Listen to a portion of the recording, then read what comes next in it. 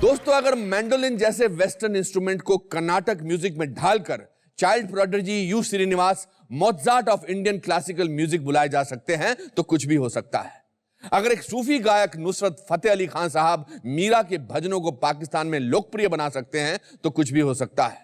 और अगर एक दिग्गज म्यूजिक कंपोजर बीथोवन अपनी सुनने की शक्ति खोने के बावजूद सिम्फनी नंबर 9 बना सकते हैं तो वाकई में कुछ भी हो सकता है। इंसान चाहे इस दुनिया के कितने हिस्से क्यों ना कर दे, लेकिन संगीत के 7 सुरों के बंधन से वो कभी आजाद नहीं हो सकता। इसी के साथ welcome to the Anupam Kher show, कुछ भी हो सकता है। दोस्तों, आज जो मेरे मित्र यहां आए हैं वो एक नगीना है जिनकी प्रतिभा की कोई तुलना नहीं है। उनकी गायकी इतनी प्रभावशाली है कि इंसान के 5 सेंसेस को एक रूहानी एहसास दे दे। संगीत की दुनिया के एक अनमोल रत्न, द टैलेंटेड सोनू निगम।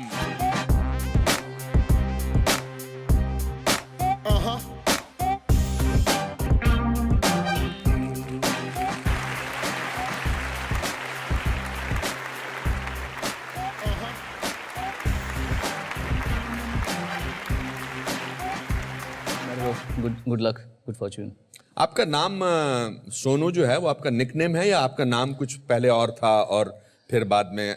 बड़ा अच्छा सवाल पूछा आपने। मैं मेरे पापा मम्मी को बोलता था कि आप लोगों ने मेरे नाम में थोड़ा सा एफर्ट क्यों नहीं किया। लोगों के नाम कैसे होते बड़े बड़े, आर्य प्रताप, फलाना ठिकाना, ये वो। मेरे ग्रैंडफादर नाम दया प्रसाद निगम, पापा का आगम कुमार निगम, मेरा सोनू निगम ऐसे किसी कर दिया, आपने छोड़ दिया। तो पापा ने कहा कि बेटा जिस जमाने में तू दादा बनेगा ना तब सारे बंटी चंकी तू ऐसी उम्र में दादे, तू वरी मत कर, सोनू ही ठीक है। अच्छा। फरीदाबाद में आप पैदा हुए थे? जी। एक मध्यम वर्गीय परिवार में? जी हाँ, हमारी पूरा मतलब मुंबई आने से पहले तक तो हम लोग ने बहुत अच्छा मॉडेस्ट जिंदगी जी है। कौन कौन थे आपके परिवार में? मेरे पापा, मेरी मम्मी, मेरी एक बहन मुझसे 1 साल छोटी है, एक 11.5 साल छोटी है। अच्छा। तो हम 5। और क्या करते थे आपके फादर? एक्चुअली हम लोग कायस्थ परिवार के हैं। जी जी। सब पढ़ाई लिखाई वाली फैमिली। और papa was the first one to deflect from administrative services to music. और कहाँ फरीदाबाद और कहाँ उस समय बॉम्बे था। जी। पापा का केस ऐसा कि पापा 15.5 की एज में घर से भाग गए थे, क्योंकि इतना अंदर उन्माद इतना था कि कुछ करना है करना है करना है, मैं वरना घुट घुट के मर जाऊंगा, ऐसा था।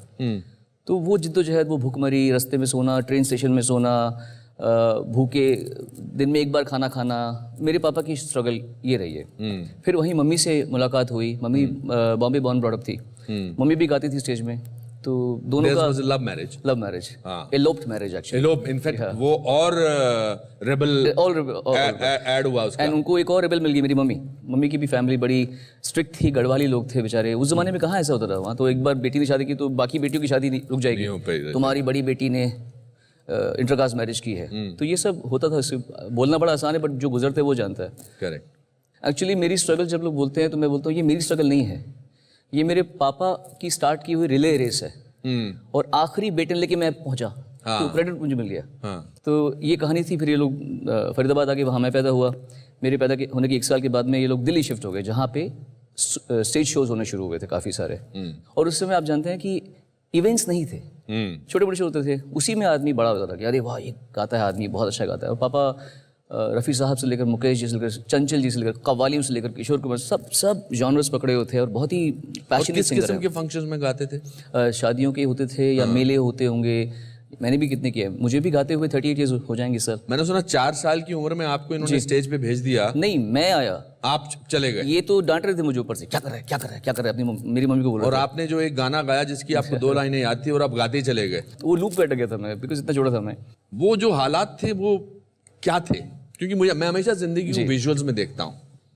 तो बिल्कुल, आई एम श्योर दिल्ली में आप जब जा रहे होते होंगे, आप कैसे ऑटो से जाते थे या बस से जाते थे फंक्शन पे? स्कूटर पे जाते थे? अच्छा। पापा चलाते थे 2 व्हीलर। हाँ। और मम्मी पीछे बैठती थी और मैं उनके आगे खड़ा होता था। और मुझे राइडिंग का बहुत शौक था। हाँ। तो कभी कभी पापा मुझे खाली रास्ते में देते थे कि चल एक्सीलेटर चला ले, ऐसे लेफ्ट राइट। तो वो बड़े अच्छे दिन थे। और हमारा सौभाग्य ये था कि हमारे माँ बाप ने हमें बहुत अच्छा माहौल दिया था छुट।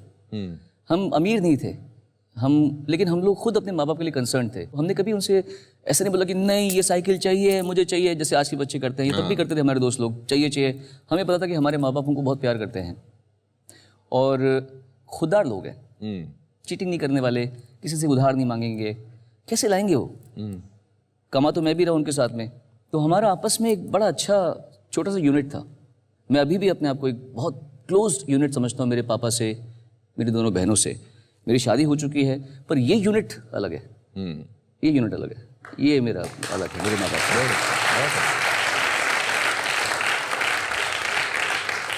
मेरे दादा बोलते थे कि जब पैसा बहुत कम हो ना तो सबसे सस्ती चीज खुशी होती है। बहुत, क्या पता। तो आप अपने फादर को देखते थे, उनके चेहरे पर आपको परेशानी झलकती थी या जुनून झलकता था या मासूमियत झलकती थी या तकलीफ झलकती थी? एक अनबुझी प्यास थी पापा और मम्मी दोनों के अंदर में। कुछ करना है जिंदगी में, ऐसे नहीं रहना यहाँ पे। हम दिल्ली में स्टेज पे गा रहे हैं, not that we felt superior, लेकिन we could not be satiated by what was already there in the platter. हमको उससे ऊपर चाहिए था और वो चीज़ मेरे अंदर भी थी पापा मम्मी के साथ में। जब हम मुंबई में स्ट्रगल कर रहे थे तो मैं 17 साल का ख़त्म होकर 18 पे बस अभी आया था। 12th पास की थी मैंने, नया जवान हुआ हूँ और मतलब कभी किसी से अफेयर नहीं किया। स्कूल में शर्माता था, पढ़ाई में तेज़ था तो इज़्ज़त का बहुत ख्याल था कि किसी को ऑफर नहीं कर सकते, ना कह दे तो क्या होगा। तो पापा ने मुझे, हम जब सड़कों में घूमते थे, ये उषा खन्ना जी का घर है, ये अनु मलिक का घर है, यहाँ पे लक्ष्मी ने प्यारलाल रहते हैं, यहाँ ये रहते हैं हमारे, तो मुझे, हम जब सड़कों में घूमते थे, बसों को वेट करते थे, तो पापा मेरे कान में डालते रहते थे चीज़ें। तो एक बात उन्होंने मुझे कही थी जो मैं सबको कहता भी हूँ, या तो अभी मस्ती कर ले और बाद में धक्के खाना, या अभी धक्के खा ले बाद में ऐश करना। वाह, बहुत अच्छा, बहुत अच्छा, बहुत अच्छा। तो ये बात मुझे बड़ी अच्छी लगी। कभी कभी कोई बात दिल में रह जाती ना, बहुत अच्छी। तो मुझे लगा कि पापा ने बात क्या बोली है बात को, तो I will work hard now. मैंने पूरी जवानी सिर्फ और सिर्फ काम किया है और सिर्फ रियाज किया है, इतनी जिंदगी बताई मैंने। आपने एक बात और भी अच्छी बोली थी, आपके मुंह से सुनना चाहूंगा कि भूखे बच्चे ज्यादा मेहनत करते हैं। हाँ, मैंने कहा था भूखे बच्चे करते हैं मेहनत। मैंने अपने बेटे के लिए ये बात सोची थी, क्योंकि क्या है कि बहुत फर्क है मेरे बचपन में और उसके बचपन में। करेक्ट। इसको थोड़ा सा रिस्पॉन्सिबिलिटी या इसको एक एवरेज जिंदगी दिखानी पड़ेगी एक समय पर, क्योंकि जिन बच्चों को हमारे जैसे कुछ मिला नहीं होता वो लगे रहते हैं। हम टीवी हमारे पास में बहुत कम आता था उस समय, तो चलता भी नहीं 24 घंटे, तो खाली वक्त में क्या करें, रियाज करें। इंस्ट्रूमेंट्स ही नहीं थे आपके पास? टेबल पर और इस पर कुछ बोंगो और तबला बजाते थे और इंस्ट्रूमेंट्स के पैसे नहीं थे, एक हारमोनियम था सिर्फ? पापा ने एक हारमोनियम लिया था जब मैं पैदा हुआ था। हाँ। वो अभी भी है, मेरी गाड़ी में पड़ा होता है, मैं उसको उस पर रियाज करता हूँ। हाँ। उसी से मैंने कीबोर्ड सीखा, समझिए। और परकशंस का मुझे शौक बहुत था। हम शोज़ में जाते थे तो जो पापा के दोस्त वोस्त थे वो लोग, कोई कॉन्गो बजा रहा है, कोई ड्रम बजा रहा है, और मैं सब देखता था ऐसे बैठ के, जैसे भूखा बच्चा होता ना कोई, कि मुझे करना है, मुझे बजाना है। अब कॉन्गो तो घर पे था नहीं, तो कभी कभी शो से पहले पहुंच गए तो बजा रहे हैं। तो फिर मैंने ढूंढ लिया कि मेरा कॉन्गो कहाँ है। मुझे मेरे कॉन्गो मिल गए यहाँ पे।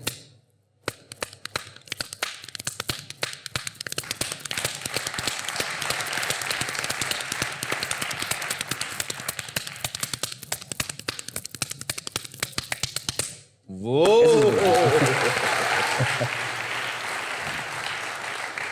बॉम्बे में आने के बाद what kind of struggle did you go through? Struggle चाहे बहुत लंबी ना हो, 11 साल लंबी ना हो, लेकिन इंटेंस थी। इट ऑल डिपेंड्स आप खुद कितने सेंसिटिव है ना। कुछ लोगों को थप्पड़ मार दिया तो खा लेते बेचारे, कुछ लोगों को ओए उतने में ही हर्ट हो जाते हैं।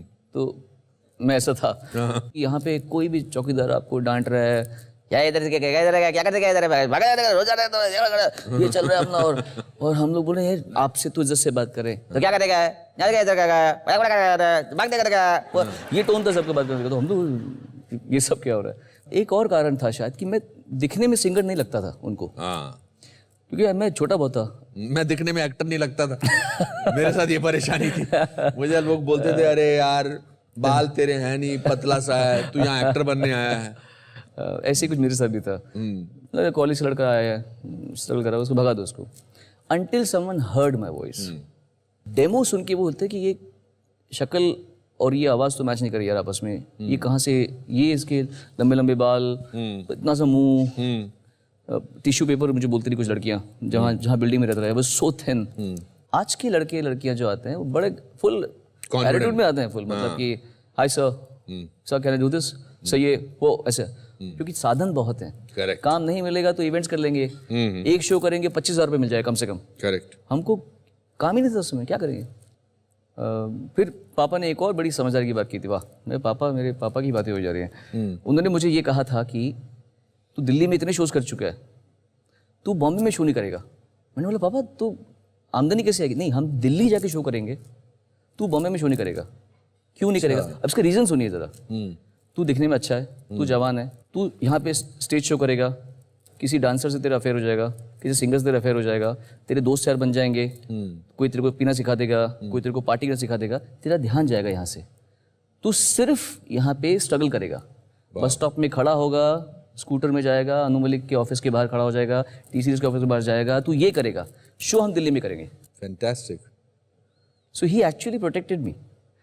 उस समय क्या बनना चाहते थे when all this was going on? मुझे पहले साइंटिस्ट बनने का शौक था, until I reached a stage where I started hating chemistry. Okay. वो फॉर्मूलाज रट्टा मारना वो मुझे बोर न लगा। मुझे बायोलॉजी पसंद थी और फिजिक्स पसंद थी। फिर मुझे लगा कि नहीं यार, सिंगर बन रहा हूँ मैं, आवाज़ खुल रही है। और इसका एक और ताल्लुक है, जब हम बच्चे होते हैं तो आवाज़ होती है मम्मी मम्मी ऐसे करो, मम्मी ये करो। as men grow up, mummy mummy mummy mummy ऐसे करो, मम्मी मैं ऐसे करो, मम्मी मम्मी मम्मी। म्यूजिकल उसमें क्या होता है, ऑक्टेव हाई में पतली आवाज होती है, मतलब में म्यूजिक की आवाज होती है, इसमें बेस आवाज होती है, हारमोनी में सपोज। तो from here when you're here you don't know what to do, so you have to wait till your voice reaches here, then you can sing the song. ऐसा होता है। तो जब यहाँ से यहाँ थे तो मैं फंस गया। मैंने बोला ये क्या हो रहा है मेरे, तो मैं जो रफ़ी साहब गाना पहले गा सकता था वो अब नहीं गा पा रहा। अचानक एक दिन लगा कि आवाज़ खुल गई, सारे कॉम्पिटिशन्स दिल्ली में एक के बाद एक जीतना शुरू किया मैंने, तो हौसला बंधा। क्या बात है। Beautiful. Who was your role model? कि यार मैं इसके जैसा बनना चाहता हूँ। सबसे बड़े जिन्हें मैं भगवान की तरह पूछता हूँ, और उनको मैंने लिटरली एक जैसे कोई स्पिरिचुअल गुरु की तरह मानता है ना, मैंने माना, वो है मोहम्मद रफ़ी साहब। रफ़ी साहब एक सिंपल से आदमी थे जो गाना जानते थे बस। उनकी इंटरव्यू सुनेंगे आप तो आंखों में आंसू आ जाएंगे। करेक्ट। इतना सिंपल आदमी, सूफी आदमी। तो besides his singing and his प्राउस of being the most versatile singer ever, जो कव्वाली गा रहे हैं, नीचे स्केल गाने गा रहे हैं, ऊंचे गाने गा रहे हैं, सेमी क्लासिकल गा रहे हैं, तो I was impressed by this man's versatility. तो वो मुझे पसंद थे। साक्षात एक सरस्वती का अवतार जो पूरी इंडस्ट्री मानती है, वो भी अपने डिमीनर की वजह से और गायकी, वो Lata Mangeshkar ji. I feel these two are my musical father and mother. Do you think आजकल जिस तरह से आपने नाम लिए मोहम्मद रफ़ी साहब के, ये पर्सनालिटी कल्ट ऑफ सिंगर्स कम हो गया है, खत्म हो गया है ऑलमोस्ट? What has changed? मेरा ये मानना है कि कला तो है किसी भी फील्ड में, what makes a person long lasting is the personality behind it. उसकी सोच, कला उसको एक जगह पे पहुंचाती है, उसकी ग्राउंडिंग जो होती है वो उसका कैरेक्टर बनाता है, आप में कितनी हिम्मत है। मेरा मानना ये है कि you have to be very malleable, जहाँ जैसे लोग हैं वहाँ वैसे बन जाओ। You also should provide an atmosphere people would want to work with you, और ये माहौल आर्टिफिशियल सुपरफिशियल तरीके से नहीं बन सकता। अगर आप नॉर्मल रहेंगे तो आप लंबा चलेंगे। तो लॉन्ग लास्टिंग वो होते हैं मेरे ख्याल से लोग जो अपने पीक में इंप्रेशन इतना अच्छा बनाते हैं कि लोग, people want to be with them, people want to work with them. जिन जिन लोगों ने ऐसा किया है वो लंबा चले हैं, including you. I think people would not be wanting to work with you if you are obnoxious human being. Acting भी किया आपने एज अ स्मॉल किड? जी, as a child. Master Sonu Betaab में किया था। बेताब में कामचोर, उस्तादी उस्ताद से। How did you get into acting? हम 80 में बॉम्बे आ गए थे, मैं सेकंड स्टैंडर्ड में तब आया था। तो अब बॉम्बे में पापा अपने लिए कुछ कोशिश कर रहे थे, और पापा के बस में नहीं था अपने लिए कुछ करना, बिकॉज कुछ लोग ऐसे होते हैं जो अपने बच्चों के लिए हाथ जोड़ सकते हैं, अपने लिए नहीं ऐसे रहेंगे, वो नहीं कर पाएंगे वो। बट मेरे पापा ने मेरे लिए किया है, मेरा बेटा इसको सुन लीजिए, बहुत अच्छा गाता है, बहुत अच्छा गाता है, जो वेरी अनलाइक माई फादर। तो उन्होंने वो सब किया मेरे लिए। तो उस समय हम जब बॉम्बे में थे तो मैं थोड़ा गाता, उस समय तो मैं दिल्ली मेलोडी गा रहा था, तो लोग जानते थे कि एक तेज़ सा बच्चा है जो एक्टिंग करे तो अच्छा हो जाएगा शायद, तो उसमें मैंने थोड़ी बहुत फिल्में की, एक्टिंग की। अन्नू मलिक ने आपको कहाँ पर देखा था, किसी फंक्शन में? जी, एक बहुत फेमस होता है कंपटीशन, ऑल इंडिया संगम कला ग्रुप कंपटीशन, बहुत बड़ा इंडिया लेवल पे होता है। उसमें मैंने सब जूनियर्स में गज़ल्स में पार्टिसिपेट किया था। I was 14 years old at that point. तब मैंने गज़ल गाई थी एक, तो अनु जी अपने बड़े बड़े बाल लेके वहाँ पे लंबे से ऐसे गोरे चिट्टे बैठे हुए थे और उनसे कहा था यार मेरी लॉटरी कुछ ऐसा कुछ चक्कर चलाओ कि मेरी लॉटरी चल जाए, और आप उनके साथ गए थे।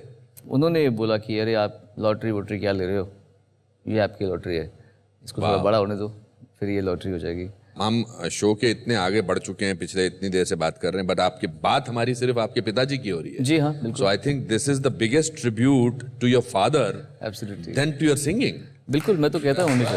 और आप घर पे काम करते थे, अपना खुद ही बर्तन धोते थे, पोछा खटका मारते थे, और लोग कहते थे गुड लुकिंग सर्वेंट है किसी का।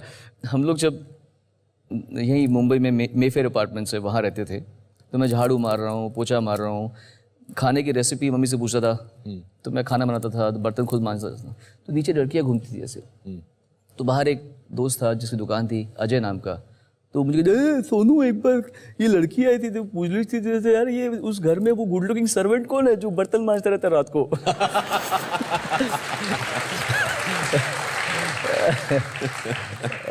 आपको काफी वो डमी सिंगर क्या कहते हैं हाँ उनको? जी, वो ये था कि जब वो मेन सिंगर नहीं मिलता, हाँ, तो किसी for the sake of shooting correct किसी और सिंगर से करवाते, जो अभी भी ऐसा होता है। तो एक गाना था, कंपोजर थे अमर हल्दीपुर जी और उत्पल जी जो अब नहीं रहे, उत्पल विश्वास, मुझे मिलाया था उषा खन्ना जी ने। उषा खन्ना जी का मेरे पे बहुत बड़ा उपकार है। मगर 1942 लव स्टोरी, हाँ वो भी उसके पहले का, उसमें आपको वो क्या हुआ था 1991 में हम लोग जब आए थे यहाँ पे, तो 92 तक कुछ नहीं हो पा रहा था हमारा। तो 92 की बिगिनिंग में हम लोग गए दिल्ली में शोज करने के लिए कि कुछ पैसा तो कमाएं, यहाँ तो खत्म हो गया था सारा पैसा। तो 2-2.5 महीने बाद वापस आए, और मधुर ध्वनि एक स्टूडियो था, उसके संपत जी थे, उन्होंने मुझे बोला अरे सोनू तेरी किस्मत खराब है यार, तेरे को पंचम दान ढूंढ रहे थे यार। मैंने बोला क्या? हाँ उनकी फिल्म आ रही है कोई यार, तू जा, तू अभी जा, वहाँ रिकॉर्डिंग चल रही है फिल्म, बॉम्बे फिल्म सेंटर में रिकॉर्डिंग चल रही है। तो हम वहाँ गए, वहाँ ये जावेद साहब बैठे हुए हैं, विद्यु विनोद चोपड़ा बैठे हुए हैं, पंचम दा बैठे हुए हैं। तो पंचम दा मुझसे पहले मिल चुके थे, उनको मैं बहुत पसंद था। तो उन्होंने बोला अरे अरे झाड़ू झाड़ू, ये लड़का बहुत कमाल का है, बहुत कमाल लड़का, बहुत कमाल लड़का है। तो मैं खड़ा होकर बैठ गया, क्योंकि वहाँ पे कुमार शानू जी का वेट हो रहा था। एक दिन पहले वो आए थे, विद्यु जी ने उनको भगा दिया था किसी वजह से, तो हमें उम्मीद थी कि वो नहीं आएंगे, तो मैं गा दूंगा, ऐसे कुछ हो गया। फिर अचानक शोर मचा, शानू हो गए। देखा तो आए, बोला दादा बोलो दादा क्या अभी चलो करें दादा रिकॉर्डिंग करें। अरे मैंने बोला अपना चांस गया। तकलीफ हुई थी उस दिन जिस दिन शानू साहब पहुंच गए थे? नहीं, मुझे तकलीफ उसके बाद में हुई थी। वो जो गाना मैं आपको कह रहा था आग लगे सावन को, तो उसके बाद मैंने एक और गाना डमी गाया था, और फिर काम ही नहीं बन रहा था हमारा, काम ही नहीं है, वेट किया जा रहा है, एक दिन हफ्ता महीना बीत गया, 2 महीने 3 महीने 4 महीने 5 महीने, it was very slow, life was too slow at that point. तो बड़ी उम्मीद से एक बार मैं सुदीप स्टूडियो में गया टी सीरीज़ के, और मैंने वहाँ से पूछा उनसे कि मेरा गाना जो 2 शूटिंग हुए थे, तो भाई मिश्रा जी रिकॉर्डिस्ट थे जो मर गए बेचारे, वो कहते हैं बेटा वो गाना अभी डब हो गया, गाना डब हो गया। और था तो मैं बच्चा ही उस समय, मैंने बोला अच्छा ठीक है। मुझे आज तक वो दिन याद है, 2nd फ्लोर से मैं उतर रहा था, सुदीप स्टूडियो के टी सीरीज़ का स्टूडियो था खार में, 1st फ्लोर की स्टूडियो के बीच में रुका, और मैं फूट फूट के रोया, जैसे नाक निकलने में रोना होता है ना, वैसे ऐसे बोल रोया। मैं बोल रहा हूँ भगवान, इतना अच्छा गाने के बाद में भी अगर मेरा गाना नहीं रह सकता तो शायद मुझे कुछ मिलेगा नहीं अभी, ये लगता है मेरा टाइम नहीं आया अभी। मैंने उषा खन्ना जी को फ़ोन किया, मैंने उषा जी मैं आ जाऊँ? तो उषा कहती हाँ बेटे आजा बेटा। तो मैं गया उनके पास में, मुझे खूब प्यार किया, चिंता नहीं बेटा तेरा टाइम आएगा, तू बहुत अच्छा गाता है, टाइम आएगा तेरा। सो इसीलिए मेरे लिए दिल में इनकी बहुत इज्जत है, क्योंकि इन लोगों ने मुझे उस समय सर पे हाथ रखा जब मुझे अकल ही नहीं थी दुनिया की। They just actually pushed me कि आगे बढ़। ऐसे बहुत सारे लोग मिल जाते हैं जी। Which was that one song which changed your life? Fortunately, my life kept changing in different stages. I'll tell you how. My first exposure to subtle fame was अच्छा सिला दिया तूने मेरे प्यार का, यार नहीं लूट लिया घर यार का, वो जो बेवफा सनम एल्बम आई थी उसमें वो जो गाना था वो हिट हो गया था, जिससे मेरे को थोड़े से शोज में पैसे बढ़ गए थे मेरे। पर फिल्मी गाने नहीं मुझे मिलते थे उस समय भी, तो मेरे करियर स्टार्ट नहीं होता। आई स्टार्टेड डूइंग वर्जन्स, भजन, राजस्थानी गाने, मराठी गाने, उड़िया गाने, ये गाने वो गाने खूब सारे किए, नेट प्रैक्टिस हो गई बहुत सारी मुझे। फिर समा बदला, एक म्यूजिकल चैनल शो आया था, उसने मेरी ज़िंदगी पूरी बदली। उस शो के माध्यम से मैं लोगों के घर पे पहुंचा, घर घर तक पहुंचा, वो मेरे लिए बहुत बड़ा चीज़ था। उसके बाद कुछ गाने आए जिन्होंने मुझे मेन स्ट्रीम फिल्म म्यूजिक में डाला। पहला था संदेश से आते हैं बॉर्डर का, जिसने मुझे लोगों को सिंसियर सिंगर बोला कि हाँ भाई सिंसियरली गाता है। इमीडिएटली 3 महीने के बाद में परदेश का ये दिल ठाक दीवाना, ये संदेश से आते हैं और ये परदेश, ये की सिंगर गा रहा है। यहाँ से विश्वास बढ़ा कि यार तो इसका कुछ है, इसका कुछ एक मीटर यहाँ से वहाँ तक चलता है इसका। देन एक के बाद एक गाने आए, फिर सूरज हो मध्यम, फिर कल हो ना हो, उसने एक कैटapult किया, और फिर अभी मुझ में कहीं जो अभी आया। I think these are the various stages of my life. But आप one of the very few playback singers हैं जिनकी लड़कियां बहुत फैन हुई। आप शायद इजराइल कहीं गए थे कभी? मुझे लगा था कि अभी थोड़ा सा फेमस हो रहा हूँ, ठीक है, तब नया नया टेलीविज़न शो स्टार्ट हुआ था। मुझे नहीं पता था कि इजराइल में मेरे कोई चाहने वाले हो सकते हैं। तो मैं पीछे जा रहा था, मेरे से सुदेश भोसले जी थे और आगे चंकी पांडे चल रहे थे। अचानक मुझे आवाज़ आई, चंके चंके, लड़कियाँ चिल्ला रही चंकी चंकी, और मैं अपना लगेज का ट्रॉली लेके देख रहा हूँ कि ये होता है एक्टर्स यार, तो सिंगर्स को कहाँ ये सब नसीब होता है। और मैं करते जा रहा हूँ आराम से, अचानक मुझे लगा कि कुछ हड़कंप मचा हुआ है आसपास। वहाँ से आवाज़ ऐसी आवाज़ आई, तो वो सब लड़कियाँ वो सारी हटके मेरे पे कूदी, और जो मुझे मज़ा आया अनुपम जी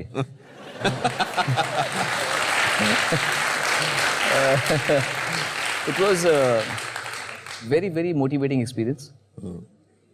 you are a great mimic. मैंने आपको एक बारी देखा था किसी फंक्शन में, आपने कुछ गायक लोगों की बहुत अच्छी ट्रिब्यूट दिया था उनको।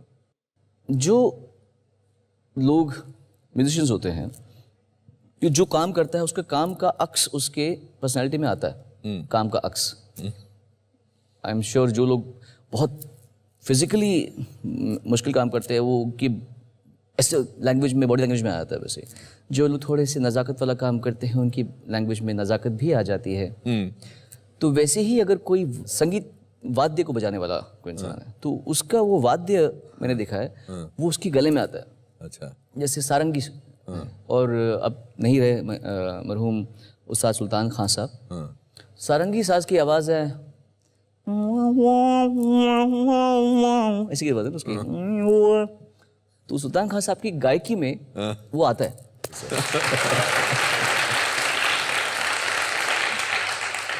मैं आपको एक बात बताऊं, और मैं आपको ये एक बड़े भाई के नाते बता रहा हूँ, don't let people change you. No no no, मैं थोड़ा अंदर हो गया हूँ। हाँ, कैमरा बाहर से अंदर हो गया। मुझे भी पिछले 1-2 सालों से लगा कि आप जो हैं अंदर चले गए हैं। थोड़ा वो बट व्हाई? लगा बहुत मिल लिया सबसे। देखिए, 2 चीजों से होता है ऐसा, या तो लोग डिसअपॉइंट करते हैं, आप लोगों की से अपेक्षा होती है, then you feel sad and hurt, people hurt you. नहीं, ऐसा इतना नहीं हुआ होगा, और ये भी नहीं है कि हम कभी जिंदगी में किसी से हर्ट हुए नहीं, लेकिन हर्ट होने के बाद में ब्लेम दूसरे पे नहीं करता मैं। अपने आप को लगा कि यार कुछ तो तूने किया है गड़बड़। पहली बार इंसान पैसा देखता है, कामयाबी देखता है, थोड़ा सा दिमाग ख़राब होता ही है। हुआ होगा मेरा भी, मैंने भी देखा कि यार कहीं कहीं मैंने I have rubbed people the wrong way, कहीं कहीं मैंने I could have been kinder. एहसास तो हो गया, कम से कम अंदर से माफ़ी मांग लिया अपने आप से और उस इंसान की आत्मा से भी कि यार गलती हो गई, मैं सॉरी कर। जो मैं 15 साल 10 साल पहले कर रहा था, आज मुझे लगता है कि नहीं यार ये ठीक नहीं था। तो इसका मतलब जो मैं अब कर रहा हूँ वो मुझे 10 साल बाद कचोटेगा कि यार ये तूने गलत किया। You have to speed up your level of evolution. इसलिए मैं अंदर घुसा थोड़ा अपने आप में। सोनू, आपके बेटे बहुत टैलेंटेड है। अच्छा बच्चा है वो, टैलेंटेड तो उससे भी बहुत अच्छे लोग बच्चे देखे हैं मैंने बहुत। He is a very good kid. मैंने अभी कॉल किया उसको, वो मुझे छोटू बोलता है, मैं भी छोटू बोलता हूँ। अच्छा। छोटू छोटू चलता है। छोटू, हाँ छोटू, कैसे हो? मैं ठीक हूँ। क्या कर रहे हो? ऑफिस में बैठा हूँ। अरे मैं शूटिंग कर रहा हूँ। ओ घर पे कब आओगे? ये चलता है हमारा।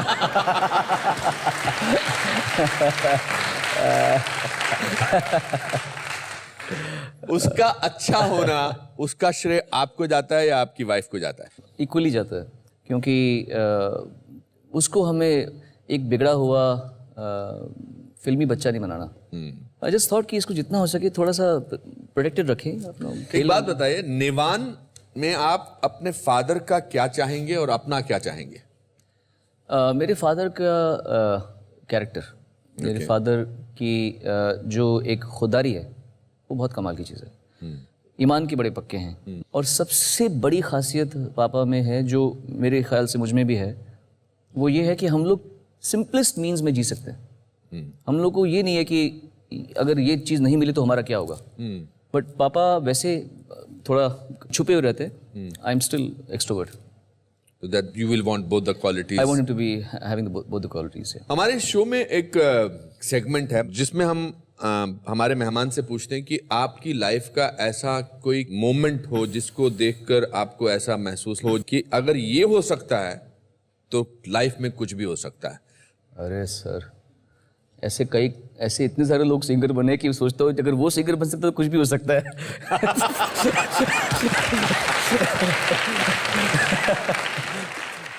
आपके साथ ऐसा क्या हुआ? ये तो आपने बता दिया।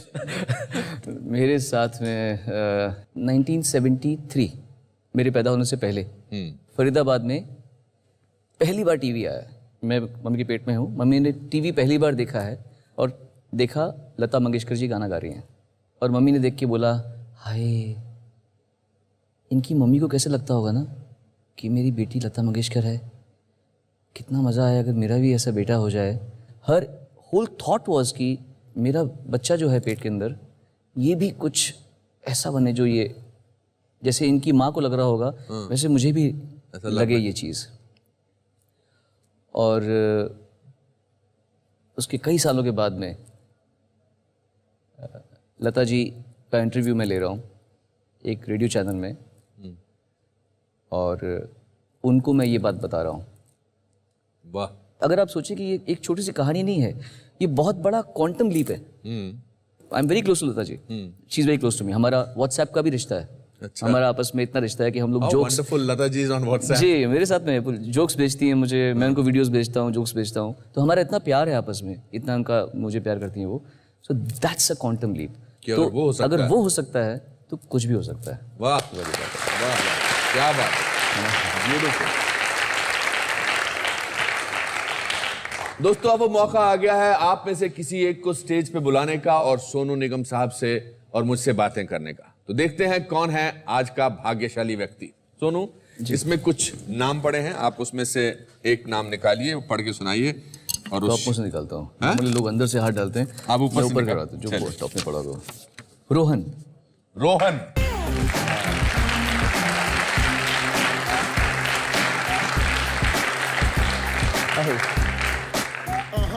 रोहन बेटा मैं भी हूँ। अच्छा, बैठो बैठो। रोहन, माइक पकड़ लो। क्या करते हो बेटा रोहन? मैं अभी 12th का एग्ज़ाम दिया मैंने अभी। अच्छा। और गाना सीखता हूँ मैं, बहुत बड़ा फ़ैन हूँ सोनू जी का।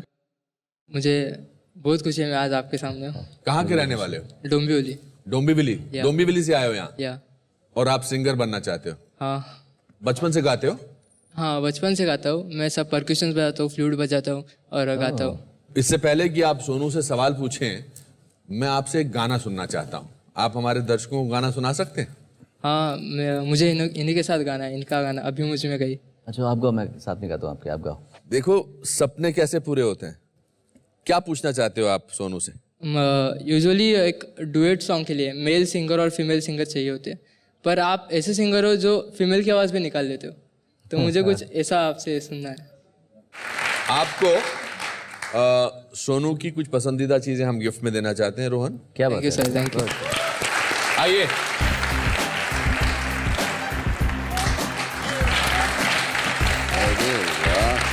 Thank you.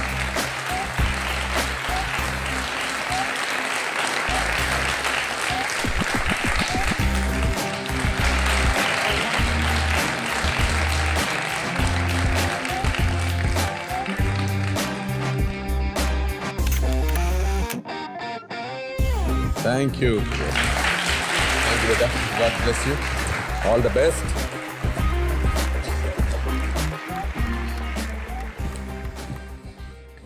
मैं बहुत देर से सोच रहा था जी जिस शख्सियत के बारे में हमने आज इतनी बात की है मैं उनको स्टेज पर ना लेकर आऊं अच्छा, आपको मालूम पड़ गया। ये बहुत गुस्ताखी होगी। I will request Agam Nigam साहब to please come on stage.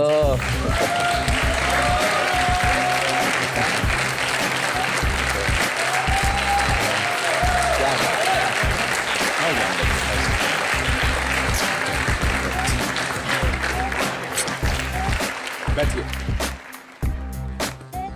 ये माइक लीजिए। आज के पूरे शो में 90% बातें आपके बारे में। हाँ, वही मैं सुन रहा था। तो इसमें उपलब्धि आपकी नहीं है, इनकी है।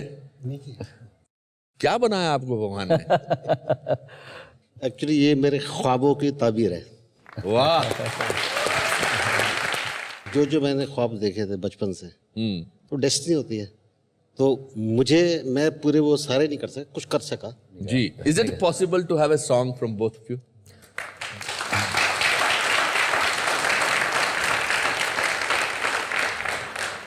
आपके घर पे बहुत सारे अवार्ड्स होंगे, बहुत सारे आपको इंटरनेशनल अवार्ड्स मिले होंगे। हमारे जितने भी जज्बात हैं हम एक इस कागज में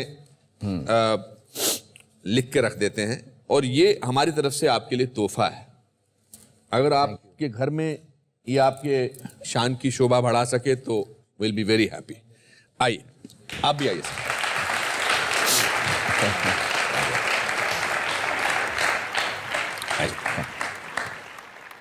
संगीत जगत के सबसे अनूठे व अनमोल रत्न सोनू निगम, आपको हमारा सादर प्रणाम। आप ऊपर वाले का रचा एक करिश्मा है जिसे सृष्टि में खुशी व संतुष्टि प्रदान करने के लिए भेजा गया है। आपकी प्रतिभा त्रुटिहीन है और आपकी मधुर आवाज अमूल्य। इतनी कम उम्र में सफलता पाने के पश्चात आपकी नम्रता आपकी पुनीत आत्मा का प्रमाण है।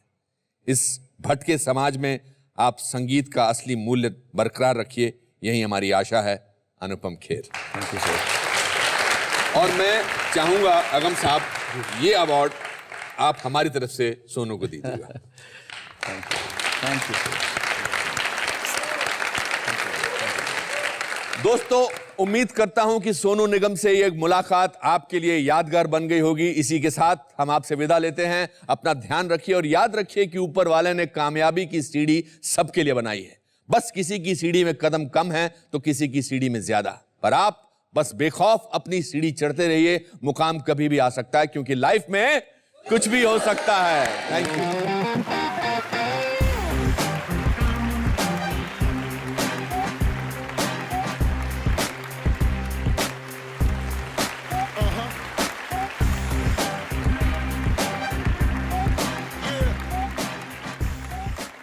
दोस्तों, अगर गरीबी की मार से जूझता इंसान उसी गरीबी को अपनी ताकत बनाकर दुनिया का सबसे बड़ा बॉक्सर मोहम्मद अली बन सकता है तो कुछ भी हो सकता है। अगर राजपाट त्याग कर राजा गौतम सिद्धार्थ बौद्ध धर्म की स्थापना कर सकते हैं तो कुछ भी हो सकता है। और अगर पोलियो से पीड़ित डॉक्टर सुरेश अडवाणी ऑन्कोलॉजी की दुनिया में महारत हासिल कर सकते हैं तो सच में दोस्तों, जीवन में हार ही इंसान की सबसे बड़ी सीख है, क्योंकि हार के बाद ही आप जीतने का मतलब समझते हैं। इसी के साथ welcome to the Anupam Kher show. कुछ भी हो सकता है।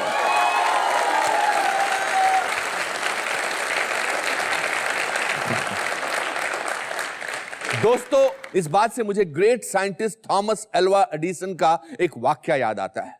जब वो बार बार इलेक्ट्रिक बल्ब बनाने में नाकाम हो रहे थे तो उनसे किसी ने कहा, क्या आप अपनी नाकामयाबी से शर्मिंदा नहीं? तो इसके जवाब में उन्होंने कुछ इस अंदाज से कहा, I have not failed, I have found 10,000 ways that won't work.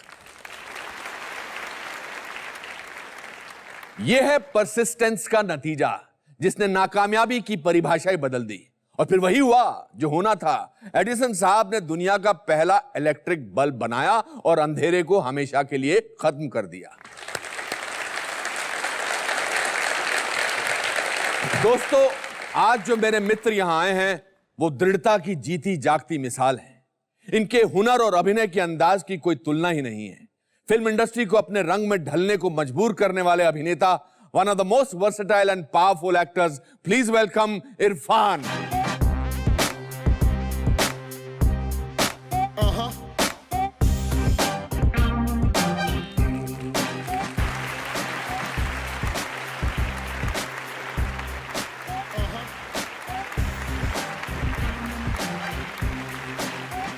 Irfan, आपको साहब बोलने का दिल कर रहा है। वो लाइफ अचीवमेंट अवार्ड देंगे मुझे आज। नहीं सर, बिल्कुल नहीं। लाइफ टाइम अचीवमेंट तो मैं नहीं लूंगा अभी 30 साल तक। Your full name is quite a big name. या साहबजादे इरफान अली खान। साहबजादे इरफान अली खान। जी जी। कॉन्वेंट स्कूल में सब लोगों के लिए आइडेंटिफिकेशन साहबजादे इरफान अली खान, सब अजीब तरह से देखते थे वो उसको। तो धीरे धीरे मैंने एक एक चीज कम करना शुरू की। करते करते करते अब खाली इरफान रह गया। इसमें से इर कब जाएगा मुझे पता नहीं। नहीं अभी कुछ नहीं। अभी इरफान बहुत अच्छा नाम है और इरफान के साथ मैंने जैसा कि कहा कि साहब लगाने का दिल करता है। मैंने सुना आपकी बैकग्राउंड, मतलब एक जो आपके बैकग्राउंड पिताजी दादाजी वगैरह, they were not very rich but feudal belong करते थे।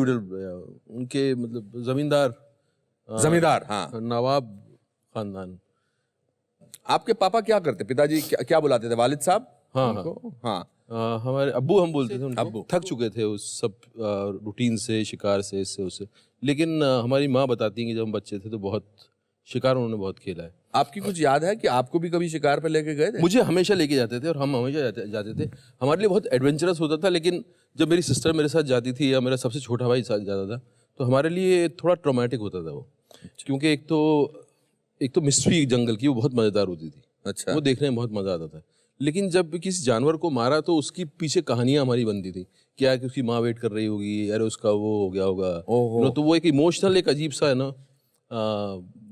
अच्छा नहीं लगता था मुझे। हाँ। मेरे से उन्होंने बंदूक चलवाने की कोशिश की, बंदूक में चलाता था लेकिन जानवर मैंने नहीं मारा। अच्छा। मुझे दिक्कत होती थी थोड़ी। और मेरे फादर मुझे अक्सर कहा भी करते थे, क्योंकि मैं नॉनवेज खाता भी नहीं था। नहीं खाता था। मुझे थोड़ा सा अजीब लगता था। अच्छा। पता नहीं, मेरा टेस्ट डेवलप नहीं हुआ था शायद। तो वो अक्सर बोलते थे कि ये ब्राह्मण पैदा हुआ है पठानों के घर में। अच्छा। और मतलब एक दबंग किस्म की फैमिली थी। एक फादर आगे जा रहे हैं गन्स लेके, पीछे दो बेटे चल रहे हैं। मैंने रियलाइज किया कि इट्स एन एडिक्शन। वो जो जोश होता है शिकार के वक्त का, वो बहुत ही इट्स अ वायलेंट थिंग, कि जानवर दौड़ रहा है, आपकी गाड़ी दौड़ रही है, खड्डा दिख रहा है ना, दीवार दिख रही है, और आप बस उसके पीछे हैं। और आपकी माँ, आपकी वालिदा इनके टोटल कंट्रास्ट में थी। बिल्कुल उनको सॉफ्ट फिलोसॉफिकल, उनको लगता था ये सब वायलेंट चीजें। एंड उनका इसलिए आई थिंक एक किस्म का कॉन्फ्लिक्ट डेवलप हो गया था मेरे फादर से, और वो मरते दम तक रहा। क्या? शी नेवर लाइक्ड शिकारबाजी। एंड तो उनका कहीं ना कहीं उनकी केमिस्ट्री में गड़बड़ाई है उस वजह से। मतलब बेसिकली आपके फादर साहब का प्रोफेशन और पैशन सेम था। प्रोफेशन तो उनका टायर था, हाँ, जो कि उस पर ध्यान नहीं देते थे। उन्होंने अपने सर्वेंट्स रख रखे थे, वो अपना संभालते रहते थे। पैशन शिकार था। और आपको पढ़ने वढ़ने को बोलते थे कभी? वो बोलते थे कि हुनर सीखो कोई। हाँ, हुनर पढ़ लिख के क्या करोगे, नौकरी करोगे किसी की। हाँ। तो वो नौकरी को थोड़ा सा ऐसा देखते थे, लुक डाउन अपॉन करते थे कि नौकरी वोकरी क्या करनी, हुनर सीख लोगे जिंदगी भर।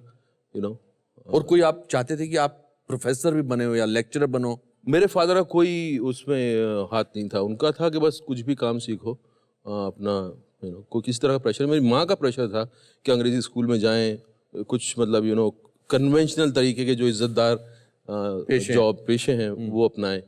और फिर आपने अपनी वालिदा साहिबा से कहा कि मैं दिल्ली जा रहा हूँ प्रोफेसर बनने की कुछ ट्रेनिंग करने के लिए। हाँ? मैंने उनको कहा ये था कि मैं ड्रामा पढ़ने जा रहा हूँ। तो मैंने जब उनका रिएक्शन देखा तो मुझे लगा कि वो समझी नहीं है। उनको लगा कि मैं नाटकबाजी करूँगा, जो करना था मुझे। तो मैंने कहीं से सुन लिया कि इसको करने के बाद जो है आपको लेक्चरशिप की नौकरी मिल सकती है। ये वर्जन मैंने उनको दिया था कि मैं ये करने के बाद मैं लेक्चरर बन सकता हूँ यहाँ पे ना, तो लेक्चरर बनूंगा यहाँ के। तो वो संतुष्ट थी। और पिताजी ने पूछा था कि आप कहाँ जा रहे हो, क्या करने जा रहे पिताजी एक्चुअली पिताजी जब मैंने नाटक करना शुरू किया, पिताजी की उसी वक्त जो है उसी दौर में उनका वो चले गए, वो ट्रांसफर हो गए ओह, यहाँ से दूसरे प्लानट, कहीं पता नहीं कहाँ गए, पता नहीं चला मुझे अभी तक। मतलब वो इंतकाल हो गया उनका। अच्छा, इंतकाल हो गया। इंतकाल मतलब ट्रांसफर होता है तो उनका ट्रांसफर हो गया वो, और ऐसे क्रूशल टाइम पे हुआ जबकि मैंने एनएसडी का जाने का बिल्कुल डिसाइड कर लिया था और मैं घर का बड़ा था, और सडनली उनका जब हुआ तो आपकी उम्र क्या थी उस समय जब आप? मेरी हुई होगी 19 साल या, और मैं डिसाइड किया और उनका हुआ, देन सबकी नज़रें मेरे पर कि अब ये संभालेगा घर, और मैं कह रहा हूँ कि ये कैसे होगा। मतलब मैंने पहली बार ज़िंदगी में मैंने जो एक मुहावरा है कि पैर तले से ज़मीन खिसक जाना, वो मैंने एक्सपीरियंस किया था। मुझे याद है जिस वक्त मेरे अंकल ने कहा कि वो बाथरूम के अंदर है, शायद कुछ हो गया उनको, तो मैं जिस स्पीड से भागा था मोहल्ले में डॉक्टर को लेने के लिए, मुझे लगता है कि शायद मैं किसी को भी पीछे छोड़ सकता था उस वक्त। कुछ भी उंगालता फानता मैं डॉक्टर के गया, डॉक्टर वहाँ नहीं मिला, फिर उसके घर गया, जब तक वापस डॉक्टर के साथ आया मैं वापस, तब तक उनको बाहर निकाल लिया गया था एंड ही वाज डेड। मुझे जो है उनका सर पे हाथ फेरना याद है मुझे हमेशा से, वो मैं कभी नहीं भूलूंगा ज़िंदगी भर। जिस तरह से वो हाथ रखते थे सर के ऊपर, वो बहुत उसमें पता नहीं क्या था एंड मेरा कभी उनसे बहुत ज़्यादा इंटरेक्शन नहीं हुआ, मैं थोड़ा सा अलूफ था, मेरे छोटे भाई का ज़्यादा होता था। मेरे से लास्ट के दिनों में जब उनका कॉन्फ्लिक्ट थोड़ा सा मेरी मदर से ज़्यादा हो गया था तो बहुत परेशान रहते थे वो। उस दौरान मैंने अपने हिसाब से उनको कुछ सजेस्ट करने की कोशिश की एक आध चीज़ें, तो he was little more interactive with me, उनको मेरी बातें अच्छी लगती थी। अक्सर लोग पेरेंट्स ये बोलते हैं कि हमने तुम्हारे लिए ये किया, हमने तुम्हें ये फोर्स किया ताकि तुम ये बनो, लेकिन मुझे हमेशा अपने फादर का अच्छी यादें इसलिए हैं क्योंकि उन्होंने किसी चीज़ का फोर्स नहीं किया, उन्होंने हमें थोड़ा सा खुला छोड़ा था कि you choose, so that it was very comforting. क्या ये एक कारण था कि आप बहुत, अभी भी मुझे लगता है कि कुछ इंट्रोवर्ट हो आप? इंट्रोवर्ट होने का आई थिंक कुछ चीज़ें होती हैं जो कि आप बचपन से आपके साथ होती क्योंकि आपने कोई किसी कंपटीशन में आपको गाना था, मैं स्कूल में गाना था और आप सारे उसके वर्ड्स भूल गए। नहीं, मुझे सब याद था, लेकिन मेरी जो आवाज़ निकली वो किसी ने सुनी ही नहीं। माइक मेरे यहाँ लगा हुआ तो भी नहीं पहुंची आवाज़, वो आवाज़ निकली नहीं बेसिकली। मुझे लगा मैं गा रहा हूँ, लेकिन वो आवाज़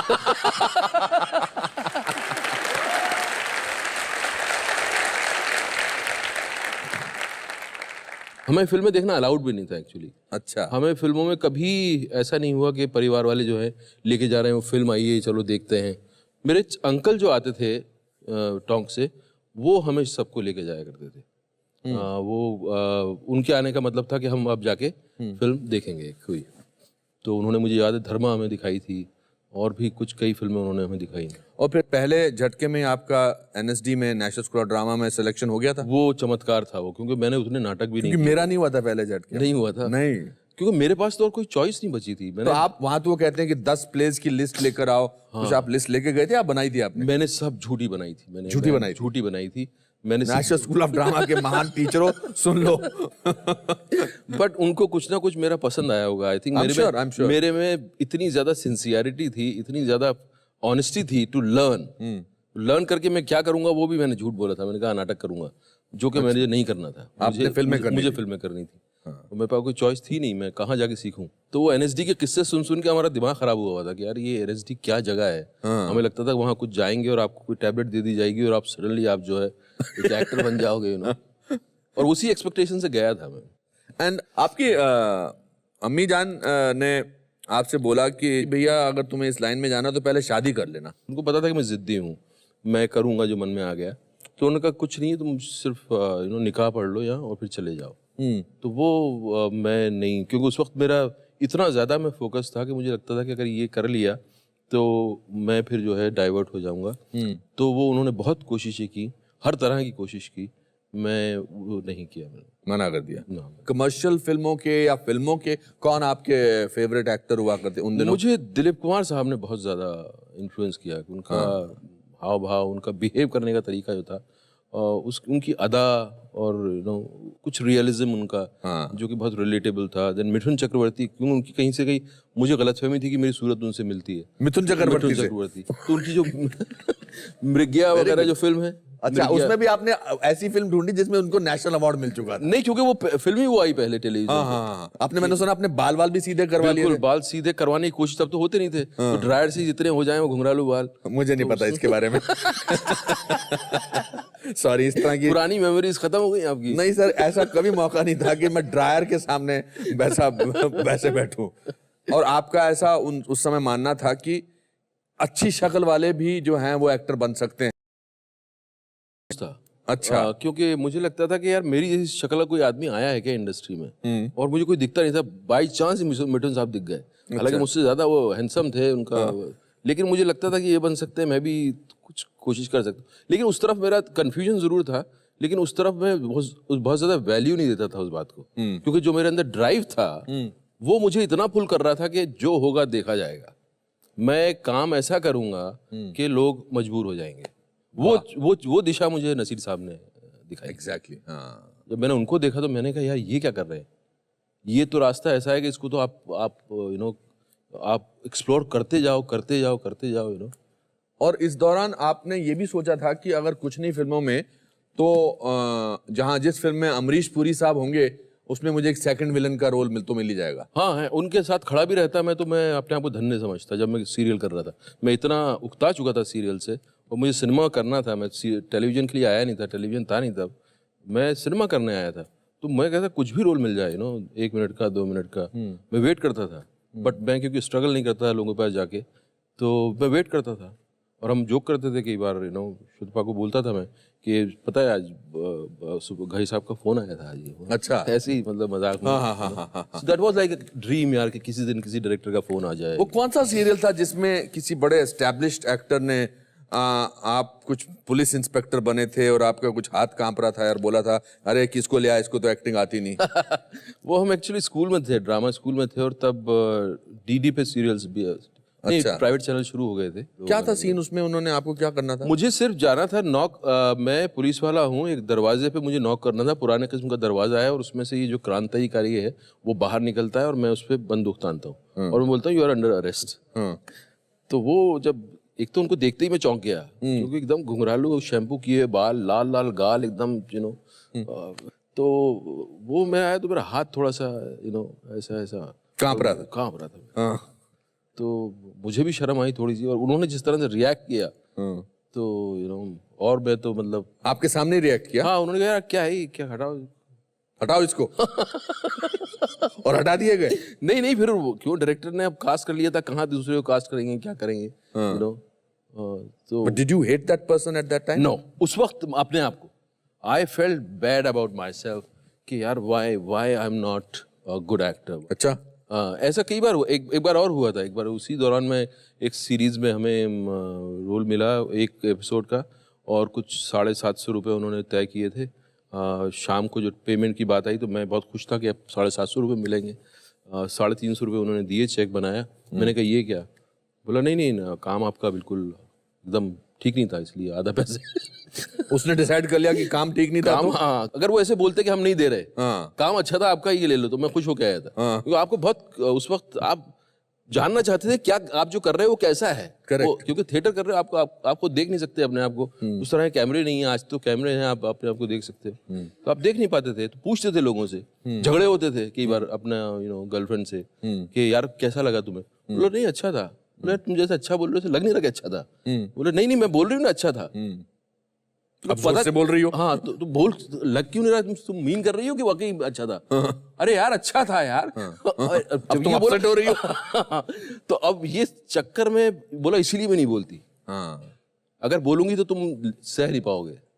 तो समझ में आ गया कि अच्छा नहीं था। ओह, फाइनली ये सेंटेंस बोला गया। हाँ, फाइनली ये सेंटेंस बोला गया। आपने अपने आप को चेंज किया है, गर्लफ्रेंड चेंज की? मन तो करता था गर्लफ्रेंड चेंज कर दो, लेकिन नहीं हो पाई चेंज। इस दौरान आपकी कास्टिंग मीरा नायर की फिल्म में भी हुई थी। फिल्म का नाम था सलाम बॉम्बे, और काफी रोल आपका कट गया था, सुना उसमें। उसमें वो रोल ही खत्म हो गया था जो मुझे लेकर उन्होंने और आपने शूट किया था उसको? उसको शूट करने वाले थे हमने 2 महीने की वर्कशॉप की थी। बाद में उन्होंने कहा कि यार इसकी हाइट इतनी है, बाकी बच्चे ऐसे हैं, तो फ्रेम जो है गड़बड़ हो रहा है। और फाइनली ये न्यूज़ ब्रेक की गई कि आप नहीं है, आप जो है वो रोल अब खत्म हो गया है। Where were you? Where was this news told to you? I was in Marine Lines. I had Mr. Day was there who उनके घर में मुझे पेइंग गेस्ट रखा गया था और शाम को कुछ गेट टुगेदर जैसा था, तो मुझे वहाँ बुलाया गया। हाँ, मतलब बातचीत हो रही थी और फिर मुझे बोला कि ये रोल अभी नहीं है इरफान, तो अब आगे कुछ करेंगे ना, इसको कट गया है। उनके लिए तो ऐसा था, मेरे लिए मतलब मेरी पूरी दुनिया शैटर हो गई, so be prepared any time for anything. मैंने एक कहानी सुनी है, ये कहाँ तक सच है इसकी पुष्टि आप करेंगे, कि आपको किसी ने कहा कि टीवी टावर पे रोल मिलते हैं। अच्छा, इसका मतलब कहीं तो इसमें सच्चाई है। इसमें बहुत सच्चाई है इसमें। क्या ये मतलब? एक्चुअली क्या था वो, जब लगा कि एक्टिंग करना है, तो फिर लगा कि टेलीविजन भी जा सकते हैं, तो हमने इंक्वायरी करने की कोशिश की, रिसर्च कि कैसे जाया जाए। तो किसी ने बता दिया पहाड़ के पर टीवी टावर लगा हुआ था। किसी ने देखो दिख रहा है ना वहाँ पर प्रोग्राम बनते हैं, अब वहाँ से रिले होता है, उसको भी शायद यही समझ होगी कि वहाँ बनते हैं प्रोग्राम। अच्छा। उसने हमको वहाँ भेज दिया, तो हम पहाड़ों पर भेड़ बकरियों के साथ ऊपर, मुझे मालूम है वो नाहरगढ़ का पहाड़ है वो।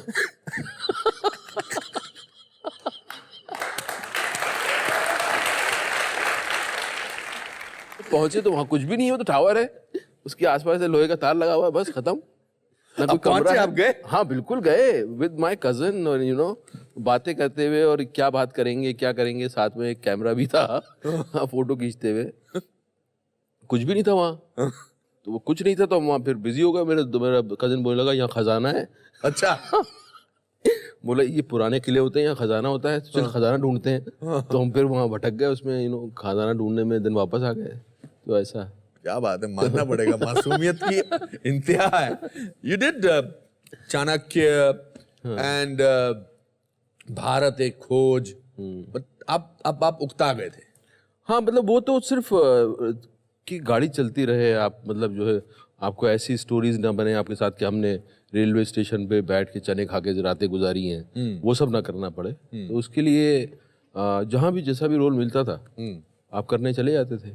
और फिर एक 10-11 साल का एक लंबा वक्फा, जी, टेलीविजन, जहाँ कुछ नहीं हुआ, जी, ऑलमोस्ट टेलीविजन चलता रहा बस। हाँ, टेलीविजन चल रहा था, मगर कोई फिल्म नहीं आ रही। नहीं। व्हाट वाज द क्रिटिसिज्म आपको मिलता था कि हम फिल्मों में क्यों नहीं काम देंगे आपको, क्या प्रॉब्लम है? सीरियल में भी मिलता था। अच्छा। जो बनेगी अपनी बात, जो मेरा सबसे ज्यादा पॉपुलर सीरियल था, तब आप ज्यादा सेंसिटिव होते हो इन सारे कमेंट्स को लेकर। यार ये आ गया, ये एपिसोड लंबा कर देगा, क्यों आप पॉज लेते थे? क्योंकि आप डायलॉग टू डायलॉग नहीं बोलना चाहते, आप बिहेव करना चाह रहे हो, आप एक्सप्लोर करना चाह रहे हो। अरे यार ये एपिसोड लंबा कर देगा, तारीफ भी करते थे, बट इस तरह क्रिटिसिज्म। और फिर एक फिल्म आई वॉरियर, जी, आसिफ कपाड़िया की। जी, वो कैसे मिली आपको? वो मुझे बस किस्मत से मिली वो। मुझे याद है उसमें घोड़े पर आपका एक शॉट था, बहुत ही काफी, और यू हैड लॉन्ग हेयर। हाँ, एंड वो शॉट भी अपने आप में मुझे आज तक याद है उसका, उसकी जो इंटेंसिटी थी। घोड़े को मैंने रोकने की कोशिश की, साला घोड़ा रुक के नहीं दे रहा था, क्योंकि आग से निकला था घोड़ा ना। उसे कट बोलो तो रुकता, साला रुकता नहीं है, अदरवाइज कितना पुचकारो जब कुछ नहीं सुनता वो। कट बोलो रुक जाएगा। शूटिंग के घोड़े ऐसे ही होते हैं। चाणक्य में हमें बगैर जीन के बिठा दिया, सेटल नहीं है, बिठा दिया। अब आप एक्सप्रेशन दे रहे हो वैसे, और घोड़ा ऐसे हुआ है।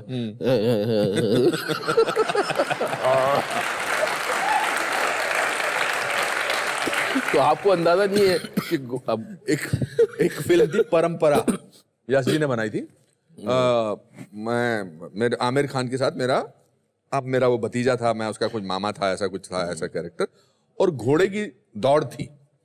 और यश जी ने मुझे पूछा, तो घोड़ा चला दिया? मैंने कहा अभी कौन, मैं 50-50 शिफ्टें करता था, 2 घंटे के लिए यहाँ जाता था। मैंने कहा हाँ करा लूंगा सर, मैं कर लूंगा। तो जहां तक तो घोड़े पर बैठने तक का सवाल था, वहां तो ऐसा लगा कि ये जॉकी है। और आमिर खान भी थोड़ा डर रहा था कि मतलब ऐसा थोड़ा, मैं ऐसे बैठा और ऐसा लगा यश जी मुझे कहते जब उन्होंने ऐसे किया ना तो मुझे लगा मैंने गलती से इनको ऐसे कर दिया, मेरे को तो आता है। तो टीनू वर्मा उसके और टीनू वर्मा की जो चिल्लाहट होती थी वो गोली से ज्यादा ताकतवर होती थी। कमाल किया। और उन्होंने घोड़े के कान में बोला एक्शन।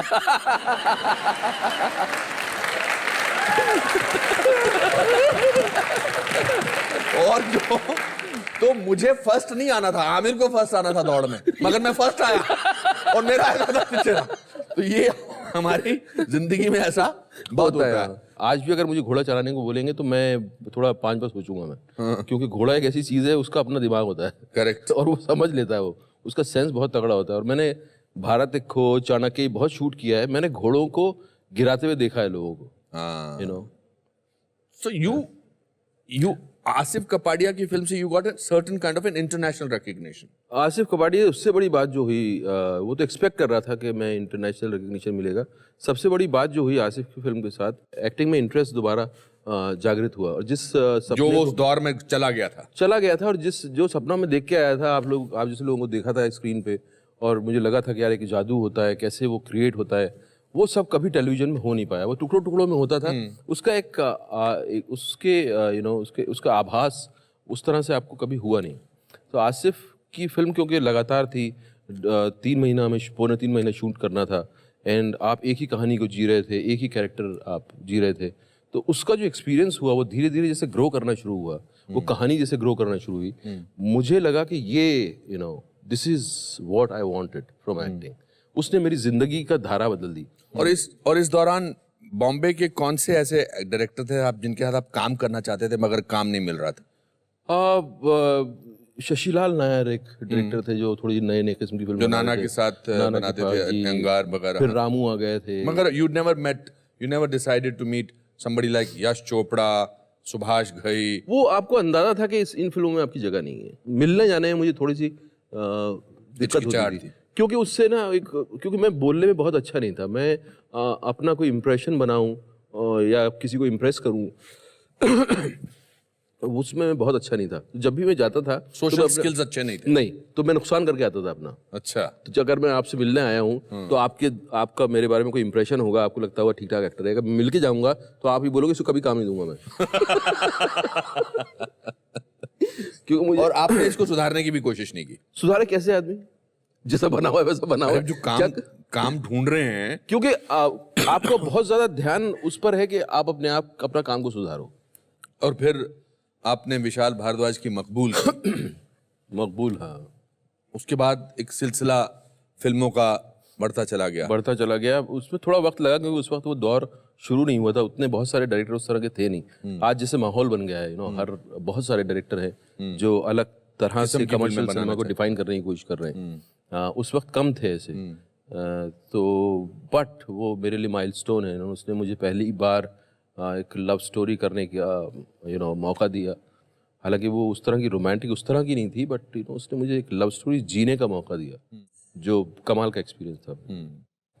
मगर you did another film called सहर। हासिल उसके पहले की थी मैंने।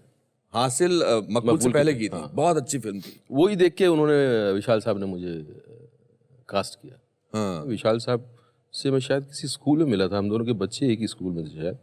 तो मैंने बोला था कि आप मेरी फिल्म है, आप प्लीज़ देखिए ना, तो स्क्रीनिंग है। तो उन्होंने देखा एंड देन उनका कुछ फ़ोन नहीं आया। मैं वेट करता रहा। फिर नेक्स्ट डे मैंने फ़ोन किया तो उन्होंने कहा कि यार मैं तो करने ही वाला था फ़ोन। अच्छा। हाँ, मैं तुम्हें करने ही वाला था इरफान। और उन्होंने बोला मैं मैकबेथ बना रहा हूँ। पहला सवाल मैंने उनसे पूछा कि आप मैकबेथ बना रहे हैं, आप उसके गिल्ट को कैसे आपने अडेप्ट किया? फिर उन्होंने बताया बच्चे वाला एंगल, जिस तरह से वो गिल्ट को उन्होंने अडेप्ट किया था, आउटस्टैंडिंग, बहुत अच्छा। उसको पता नहीं है कि बच्चा किसका है। और फिर नेमसेक हुई। और मुझे कभी लगा नहीं था कि नेमसेक जो है वो इसकी फिल्म होगी, फादर की एंड मदर की। मुझे हमेशा लगा गोगोल की कहानी है, उसी की फिल्म होगी। बट उसकी लाइनें इतनी खूबसूरत थी कि मैंने कहा यार इस लाइनों को बोलने का मौका फिर मुझे मिलेगा नहीं। और उसके बाद एक सिलसिला, इंटरेस्टिंग उसके बाद फिर सिलसिला शुरू हुआ। अब इस समय आप जिंदगी के एक खुशहाल मोड़ पर हैं हर तरफ से, या कोई? मुझे जिंदगी तो अपने चैलेंजेस रखती है हमेशा। मुझे काम को लेकर बहुत मजा आ रहा है। और यही दिन देखने के लिए मैं शायद एक्टर बना था जहाँ के मुझे अपने किस्म की कहानियाँ चुनने को मिले और जहाँ मुझे अपने किस्म का काम करने को मिले। कई बार आप एज एन एक्टर बहुत इनसिक्योर होते हैं, ज्योतिषियों को के पास भी जाते हैं, तो मेरा सबसे बड़ा सवाल यही होता था, सब लोग मतलब अरे आप तो एस्टेब्लिश है, अरे आप तो मेरा सवाल उनसे यही होता था कि वो टाइम कब आएगा जब मुझे अपने तरह का काम करने का मौका मिलेगा जो मैं करना चाहता हूँ। अभी तो मैं दूसरे आदमी की कहानी सुना रहा हूँ, अभी तो मैं मतलब उसका कन्विक्शन है, उसमें मैं किसी तरह से फिट इन होने की कोशिश कर रहा हूँ, यू नो। बट मेरा अपना जो एक्सप्रेशन है, मेरी अपनी जो रिफ्लेक्शन है जिंदगी का, वो कब ऐसे रोल आएंगे जिसमें मैं अपने आप को एक्सप्रेस कर पाऊंगा।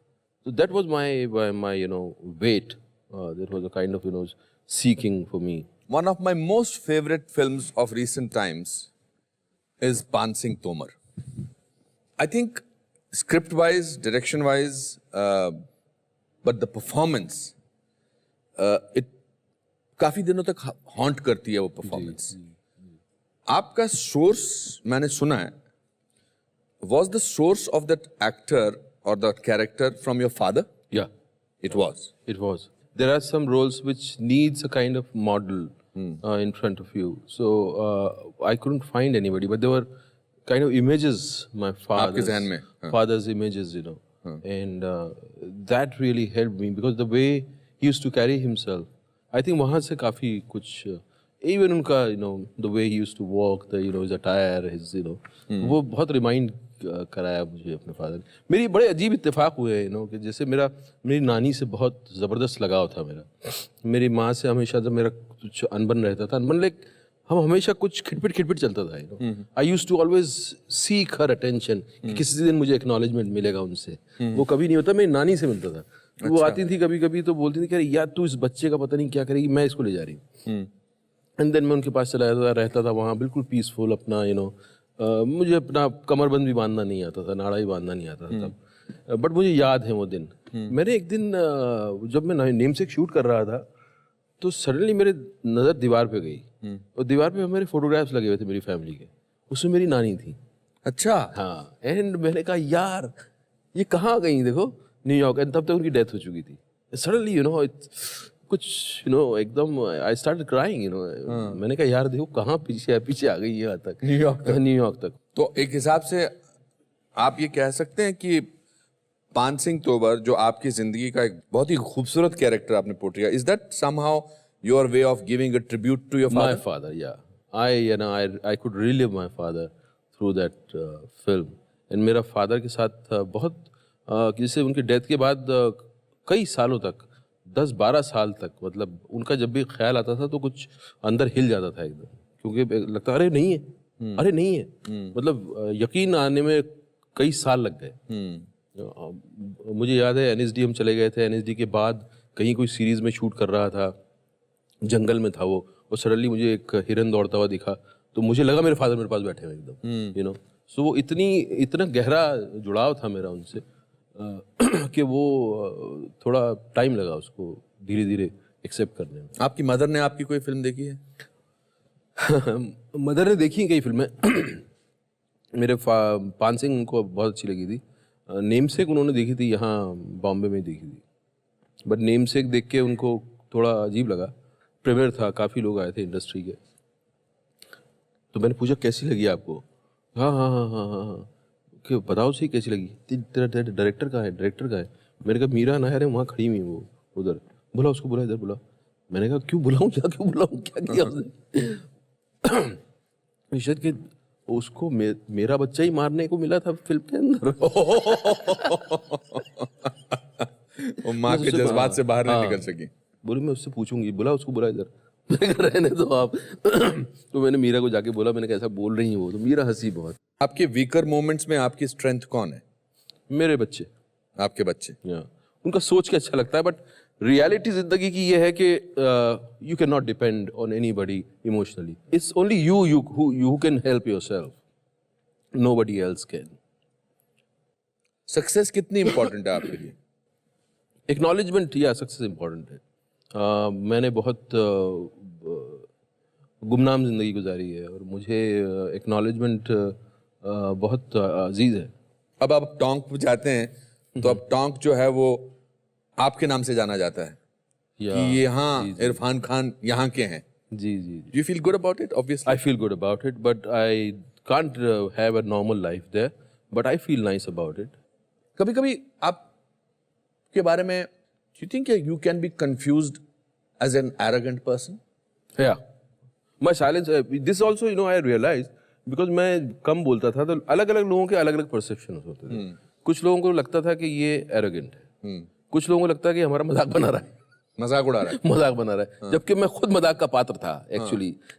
And I think there's nothing in our hand. और कुछ बातें हमें जैसे बचपन में बोली गई हैं वो हमारे खून में रच बस गई हैं. मेरी माँ अक्सर बोलती थी कि अरे कैसे चल रहा है, कैसे चल रहा है, जमीन बद्दुआ देगी तुझे. मैंने जमीन बद्दुआ देगी, मैंने पत्थर है ये, मट्टी है. बोलो जिंदा है वो. वाह. एंड देन अब मुझे लगता है कि यार ये क्या बात थी. अब उन्होंने सोची नहीं होगी, उन्होंने भी कहीं से ली होगी, लेकिन इस बात में कितना बड़ा सत्य छुपा हुआ है कि ये प्लैनेट जो है जिंदा है और हम उसके पात्र हैं, हम उसके अंग हैं. और तो कुछ ऐसी चीज़ें हैं जो कि आपके अंदर रह गई हैं, जो आपकी सेंसिबिलिटी को कहीं ना कहीं शेप अप करती रहती हैं और जो जिंदा रहती हैं. पता नहीं आपने शायद गौर किया कि नहीं किया, मगर मैंने इस बातचीत के दौरान दो चीज़ें गौर में मेरे आई.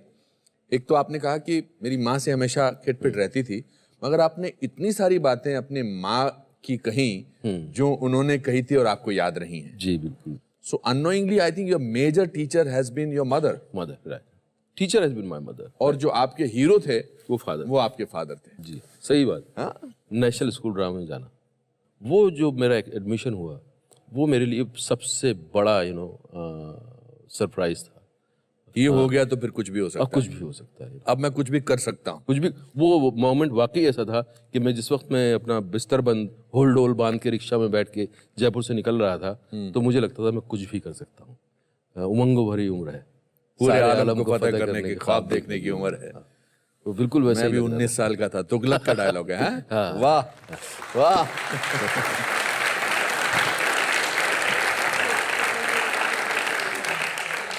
चलिए अब वक्त आ गया है यहाँ बैठी हमारी जो ये ऑडियंस है इनको भी एक कुछ भी हो सकता है मोमेंट देने का. Okay great. हमारे इरफान यहाँ पर ये बोल हैं, इसमें कुछ पर्चियां हैं और इसमें से आपको एक पर्ची निकालनी है और जिसका नाम निकलेगा उसको हम यहाँ बुलाएंगे. वाह वाह वाह वाह. ओके, पढ़ दीजिए किसका नाम. चिराग. चिराग आइए. वाह.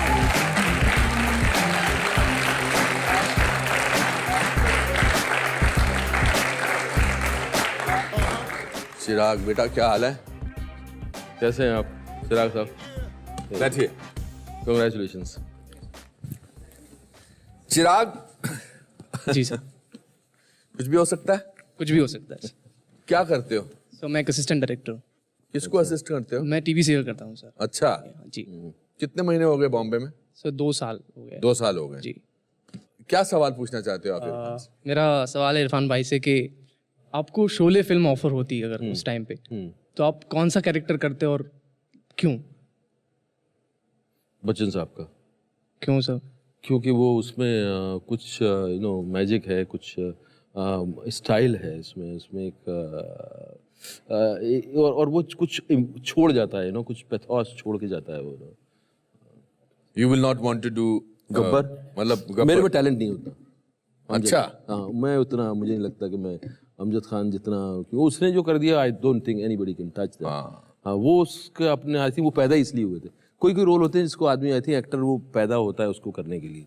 अमजद खान को कोई टच नहीं कर सकता. अब हम आपको इनकी पसंदीदा चीजें कुछ देना चाहेंगे. ये हमने कुछ आपकी तरफ से चीजें जी ली हैं. बिल्कुल बिल्कुल बिल्कुल. क्या बात. अरे वाह वाह.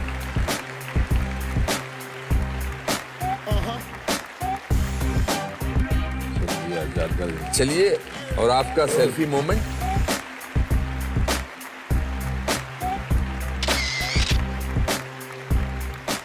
Thank you and congratulations. All the best. You take care. Well done. बहुत बहुत शुक्रिया. चलिए इरफान, बहुत अच्छा लगा आपसे बात करके. इनफैक्ट मैंने आपको जाना पहली बार. हम एक दूसरे को बहुत सालों से जानते हैं और बहुत बार मिले भी हैं. कुछ मोहब्बत की बातें हुई हैं, कुछ तकरार भी हुई थी एक बार. बट एक म्यूचुअल अप्रिसिएशन हमेशा रही है. But today I think as a person I have greater respect for you. As an actor, the world recognizes your talent. International cinema में, हिंदुस्तानी सिनेमा में भगवान आपको और तरक्की दे. हमने अपने कुछ जज्बात इस पेपर पे लिखे हैं. हम चाहते हैं कि आप इसे सुने और इसे भी अपने घर में लगाइए, रखिए. मुझे इस बात की बेहद खुशी होगी. आइए.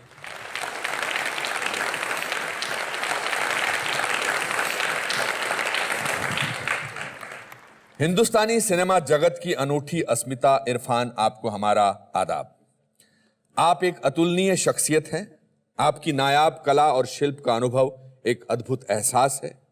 अभिनय की कला को एक विचित्र शैली प्रदान कर आपने एक नई सोच को जन्म दिया है.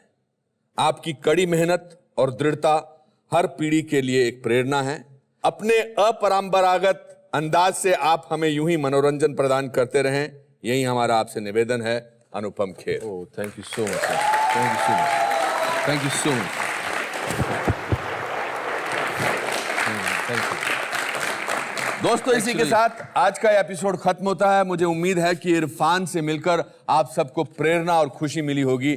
हम वादा करते हैं कि अगले हफ्ते फिर मिलेंगे एक नए दोस्त और उसकी विचित्र कहानियों के साथ. तब तक के लिए अपना ख्याल रखिए और याद रखिए कि जिंदगी के हर मोड़ पर एक सरप्राइज छुपा होता है, क्योंकि लाइफ में कुछ भी हो सकता है.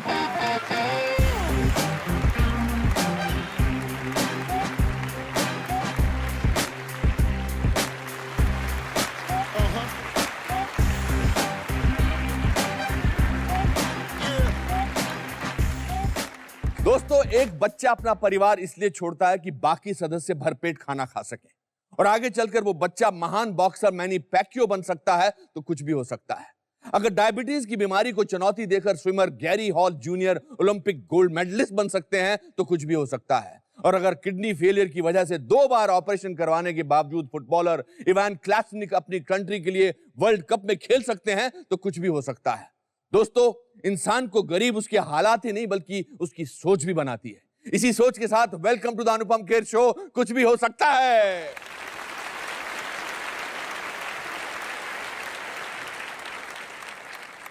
बड़े शहरों की चकाचौंध में छोटे शहरों की परछाई कहीं खो सी जाती है. बड़ी बड़ी इमारतों के बीच मोहल्ले कहीं धुंधला से जाते हैं. गाड़ियों के शोर में शांत हो जाती है चबूतरे पर लगी बैठक की आवाज, और सूट बूट की चमक में फीका पड़ जाता है बूशर्ट और पैंट का अंदाज. दोस्तों, ये कोई कविता नहीं बल्कि हमारे देश की सच्चाई है. हम क्यों छोटे शहरों को नजरअंदाज करते हैं? हम क्यों नहीं ये समझते कि शहर छोटा हो सकता है, इंसान नहीं, उसका घर छोटा हो सकता है, लेकिन उसकी सोच नहीं.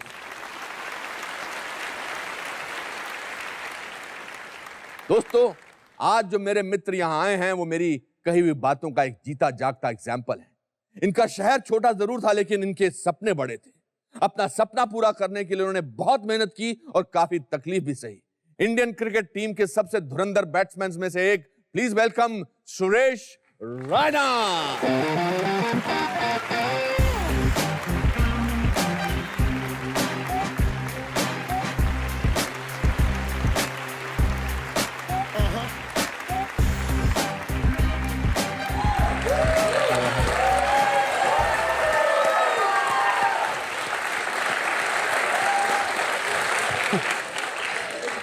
यार, ये कमाल है कि हमारे यहाँ बहुत सारे फिल्म स्टार्स भी आते हैं, मगर इतनी देर तक तालियां नहीं मारते उनके लिए. तो हाँ,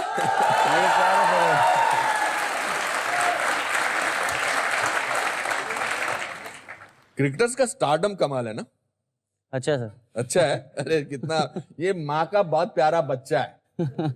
आपकी खूबसूरती का राज क्या है? आप 365 दिन खेलते हैं, मतलब फील्ड में दौड़ रहे होते हैं, भाग रहे होते हैं, परेशान. इट्स नॉट ए बैठे बिठाई कोई चेस की गेम नहीं है. आई एम श्योर उसमें दिमाग लगता है. हाउ डू यू पीपल, आप फ्रेश कैसे लगते हैं? सर, वो घर का खाना और माँ बाप का आशीर्वाद, और जब देश के लिए आप खेलते हो तो एक अलग जुनून रहता है अंदर आपके, और फिर सारे लोगों की दुआएं, तो चेहरे पे नूर अपने आप आ जाता है. अरे वाह. एक गुरु जी थे हमारे, जो वो बोलते थे कि सिर्फ सोनू को फील्डिंग कराएंगे और शाम को कुछ खाने को दे देंगे. Sonu is you? Yes sir. Your nickname. अच्छा, तो मैं फील्डिंग करने जाता था सर, कि थोड़ा फील्डिंग करेंगे और इन्जॉय करेंगे, थोड़ा खेलने को मिलेगा। मैंने कहा मुझे खाने के लिए नहीं चाहिए, सिर्फ मुझे फील्डिंग करनी है, मुझे ग्राउंड पे रहना है और खेलना है। और जो एज ग्रुप था वो काफ़ी बड़े थे सर, सारे के सारे भैया लोग। ऐसे एक भैया नहीं आए थे, उनको कुछ काम था, तो उन्होंने बोला कि अभी सुरेश को बैटिंग कराते हैं और देखते हैं कैसे करता है। तो उस मैच में थोड़ा अच्छा बैटिंग किया, तो उस दिन से थोड़ा वो खिलाने लगे sir. How old were you at that? Sir मैं उस टाइम था 12 साल का। 12 साल का। Yes sir. आप, मैंने सुना जब आप 6 साल के थे, आप तकिए के नीचे माचिस रखते थे और माचिस की तीली, और वो जलाकर कुछ बिना घर वालों को जगाए बाहर जाते थे प्रैक्टिस करने। क्या ये सही है? सर वो टेनिस बॉल टूर्नामेंट होता था सुबह, अच्छा। और पापा सोते थे, तो मैं टाइम देखता था सर कि कोई लाइट नहीं जला हो तो किसी को डिस्टर्ब ना हो। तो एक दो बार वो तिल्ली पापा के तकिए पे गिर गई थी जल के। तो थोड़ा अजीब सा था। हजारों लाखों बच्चे हिंदुस्तान के हर गली मोहल्ले में क्रिकेट खेलते हैं और बहुत अच्छा खेलते हैं। आपको क्या लगता है कि आप में ऐसी क्या खासियत थी कि you got selected for under 19 first? Sir मेरा जो लाइफ का टर्निंग पॉइंट था, जो बॉम्बे में मैं क्रिकेट खेला सर अंडर 19 से पहले। फर्स्ट क्लास खेला यूपी के लिए, अंडर 14 खेला, अंडर 16 खेला, अंडर 17 इंडिया खेला, फिर अंडर 19 इंडिया खेला। तो मेरा एयर इंडिया में मुझे स्कॉलरशिप मिला था, तो मैं बॉम्बे में 3 साल खेला हूँ सर। यहाँ पर CCI में भी हमें प्रैक्टिस करने को मौका मिलता था। तो उस टाइम सर सचिन प्रैक्टिस करने आते थे ग्राउंड पे। अगर सचिन ग्राउंड के सामने हमारे साथ अगर नॉकिंग कर रहे हैं या फील्डिंग कर रहे हैं, फिटनेस कर रहे हैं, तो फिर एक बिलीफ आया कि जब पाजी खेल सकते हैं तो मैं भी खेल सकता हूँ। तो उनको देख के एक जोश था, और जिस तरह से वो जूनियर से बातें करते थे, तो फर्स्ट टाइम जब उन्होंने हाथ मिलाए कि आप कहाँ से हो, मैंने कहा पाजी मुझे यहाँ पर स्कॉलरशिप मिला है। तो अच्छे से वो बात कर रहे थे कि मतलब वो 2 मिनट ही काफ़ी थे सर वो। तो वहीं से मेरी जो लाइफ, जैसे आपका शो का नाम है लाइफ में कुछ भी हो सकता है, तो मैंने वहाँ बिलीव किया कि सर लाइफ में कुछ भी हो सकता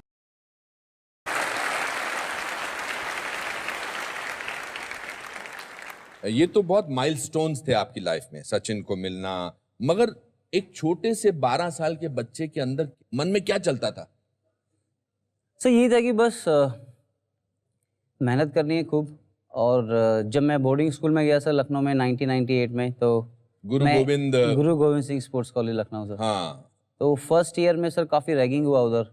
हाँ, ये मैंने सुना कि तो काफी आपकी रैगिंग हुई, यहाँ तक कि आप फिर छोड़ के चले आए।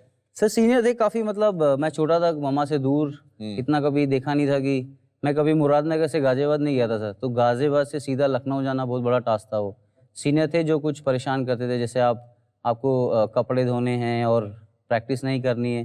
तो उस टाइम थोड़ा टफ था, क्योंकि इतनी दूर से कपड़े आके धुलवाते थे? सर रात को मैं 2 बजे धोता था। तो मैं 2 से 3 बजे तक कपड़े धोता था, उसके बाद सुबह 5 बजे उठता था। इंजॉय नहीं कर रहा था मैं अपनी लाइफ, एकदम छोटा था, हमेशा डर लगता था कि वो लोग मुझे मारेंगे, और जो मारते भी थे सर वो लोग। और उसके बाद धीरे धीरे मुझे लगता था कि मैं क्या करूँगा, अभी मेरा लाइफ बिल्कुल मतलब बन भी सकता है और टूट भी सकता है। तो फिर मैंने सोचा अभी हो गया, मुझे घर जाना है। तो मैंने अपने कोच साहब को बोला, दीपक सर को, कि सर मुझे घर जाना है, थोड़ा मुझे अभी अच्छा नहीं लग रहा है और मुझे सिर्फ 10 दिन दे दीजिए, फिर मैं आता हूँ। तो उन्होंने मुझे फिर परमिशन दी। उसके बाद मैं जब घर गया तो उसके बाद मैंने 1-2 महीने नहीं गया सर मैं। घर वालों को क्या बोला आपने? सर मैंने उनको बोला था कि मैं सिक लीव लेके आया हूँ, मेरी तबीयत नहीं ठीक है, मुझे कुछ चेकअप कराने। तो मम्मा थोड़ा परेशान हो गई कि चेकअप, छोटी सी उम्र में सब ठीक है क्या है। तो फिर भैया के साथ मैं रात को एक बार वॉक कर रहा था, तो मुझे सब पूछ रहे थे वो कि क्या हुआ, तुम कभी करते नहीं हो ऐसे, कि घर में भी खेलते थे, अभी तुम्हें एक प्लेटफॉर्म मिला है, तो मैं चाहता हूँ कि तुम वापस जाओ और अच्छी स्टडी करो और खेलो भी। तो फिर मैंने भैया को बताया, दिनेश भैया को, कि ऐसे मुझे रैगिंग करते हैं और ये है। तो भैया ने फिर बोला कि आपके पापा आर्मी में हैं, इतना पैसा नहीं है, 5 भाई हैं, 1 सिस्टर है और सबको। तो वो थोड़ा टची बातें उन्होंने बोली भैया ने कि मुझे एक मौका था सर वो दोबारा बनाने के लिए। तो उसके बाद जब मैं दोबारा गया तो फिर मैं वापस नहीं आया सर वहाँ से। वाह। उस इंस्टीट्यूट को ज्वाइन करने की फीस 10,000 रुपए थी? Yes sir. और आपके पापा की तनख्वाह भी 10,000 रुपए थी? यस सर, लेकिन साल की थी सर वो 10,000 रुपये। अच्छा। और 1 साल जब मैं खेला तो मैं टूर्नामेंट, मुझे स्कॉलरशिप मिलने लगी थी सर, 2,000 रुपये 3,000 रुपये महीना मिलता था। तो फिर 3 महीने के बाद 3 साल के बाद जब मुझे एयर इंडिया में बॉम्बे में मैचेस, टाइम शील्ड ट्रॉफी होती थी सर, यहाँ पर खेलते थे। तो सर ने मुझे बोला कि आप एयर इंडिया के लिए खेलोगे? मैंने कहा हाँ सर मैं खेलूँगा। हमारे के वराडकर सर थे, वो काफ़ी हेल्पफुल थे, और पिंगे सर थे, उन्होंने काफ़ी हेल्प किया यंगस्टर का। तो सब सीखने को काफ़ी मिलता था सर बॉम्बे। और बॉम्बे की क्रिकेट सर हमेशा से एक चैलेंजिंग रहती थी सर प्लेयर्स के लिए। जो फैसिलिटीज़ थी सर वो एक यूपी के गांव से कोई लड़का आ रहा है, उसके लिए बहुत बड़ी थी सर वो। तो एक चीज़ मैंने हमेशा सीखी सर, आप मेहनत करते रहोगे और कोई ना कोई आपको एक ऐसी अद्भुत शक्ति मिलेगी जो आपको हमेशा सपोर्ट करेगी सर। वेरी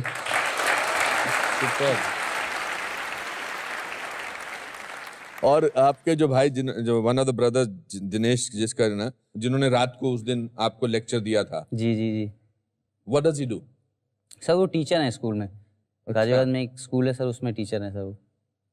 और सबसे अच्छी बात है कि वो मेरे फादर फिगर है सर। वो भाई तो हैं ही, लेकिन हमेशा वो अच्छी चीज़ें बताते हैं कि क्या लाइफ में करना है, कैसे आपको रहना है।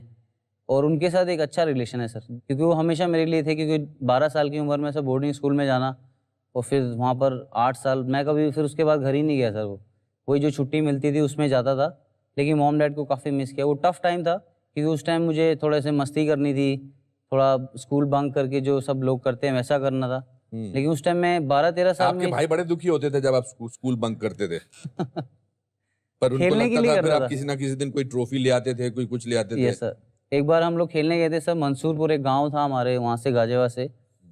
तो वहाँ पर हम लोग खेलने गए, तो हम लोग सर, उनको लगा सर सुबह जाएंगे शाम को आ जाएंगे। तो एक मैच हम जीते, तो फिर उन्हें गाँव वालों ने बोला कि कल सेमीफाइनल है, फिर शाम को फाइनल हो जाएगा। तो मैं रात को, घर वालों को पता ही नहीं सर मैं कहाँ पर हूँ। फिर मैं फ़ोन भी किया रात को, घर वालों, उस टाइम फ़ोन नहीं होता था सर घर पे, तो पड़ोस में किया, वो 10:30 बजे तक सो गए थे सर पड़ोसी। फिर तो उसके बाद जब मैं घर आया तो सर 2 दिन मेरी बहुत पिटाई हुई सर।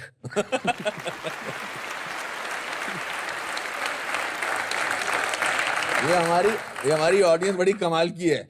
ये मार पिटाई पे जरूर ताली मारती है। किसने मारा था? सर पापा ने मारा था। भैया ने, जो बड़े भैया ने, उन्होंने मुर्गा बनाया था सर आधे घंटे। अच्छा। तो सर फिर पटा लिया था बाद में, पापा को बोला कि आप माफ उस कर तरह के दीजिए। लगते हैं जो आसानी से पटा सकता है इंसान को। कोशिश की सर थोड़ी, तो पापा but you are not all that simple and भोला भाला नहीं है। अभी मैं ध्यान से देख रहा हूँ, इनके पीछे बहुत शरारती बच्चा है। ऐसा कौन सा पहला मैच था जिसमें आपको लगा कि मेरा नाम थोड़ा सा हो? सर अंडर 19 जब हमारा इंग्लैंड का टूर था, उसमें हमें उस टाइम 15 साल का था सर। तो हमारे कोच थे सर रॉबिन सिंह सर। तो वो उस टाइम इंडिया के सबसे फिटेस्ट क्रिकेटर थे सर वो। तो उसमें राइडू था सर, मैं था, मनिंदर बिस्ला था, इरफान पठान था, काफ़ी सारे यंगस्टर थे जो इंडिया के लिए खेले सर बाद में। तो वहाँ पर खेला, तो उन्होंने मेरे जो यूपी के सिलेक्टर थे गोपाल शर्मा सर, तो उनको बोला कि इस लड़के को 15 साल में आपको रणजी ट्रॉफी खिलाना चाहिए। और ये लड़का बहुत टैलेंटेड है, और मैंने इसको देखा है 2 महीने इंग्लैंड में, काफ़ी अच्छा प्लेयर है और काफ़ी मेहनत करता है। तो उन्होंने फिर मुझे लास्ट मैच खिलाया 15 साल की उम्र में। तो फिर मैंने 2 साल सर अच्छा परफॉर्मेंस किया रणजी ट्रॉफी में, विद गॉड ब्लेसिंग। और उसके बाद एक ऐसा मौका मुझे मिला सर, मैं कैंप में था, फिटनेस कैंप हुआ था सर हमारा बैंगलोर में। तो मैं ऐसे जब रूम में जा रहा था, तो मुझे फिर सिलेक्टर ने बोला कि आप इंडियन टीम के लिए सिलेक्ट हो गए हो और आपको श्रीलंका जाना है। 2005 में सर फिर हम लोग का फर्स्ट टूर था सर श्रीलंका के साथ, वन डे वाला। Yes sir. And there you sir पहली बॉल पे 0 पे आउट हो गया था। What did you feel? क्या महसूस हुआ?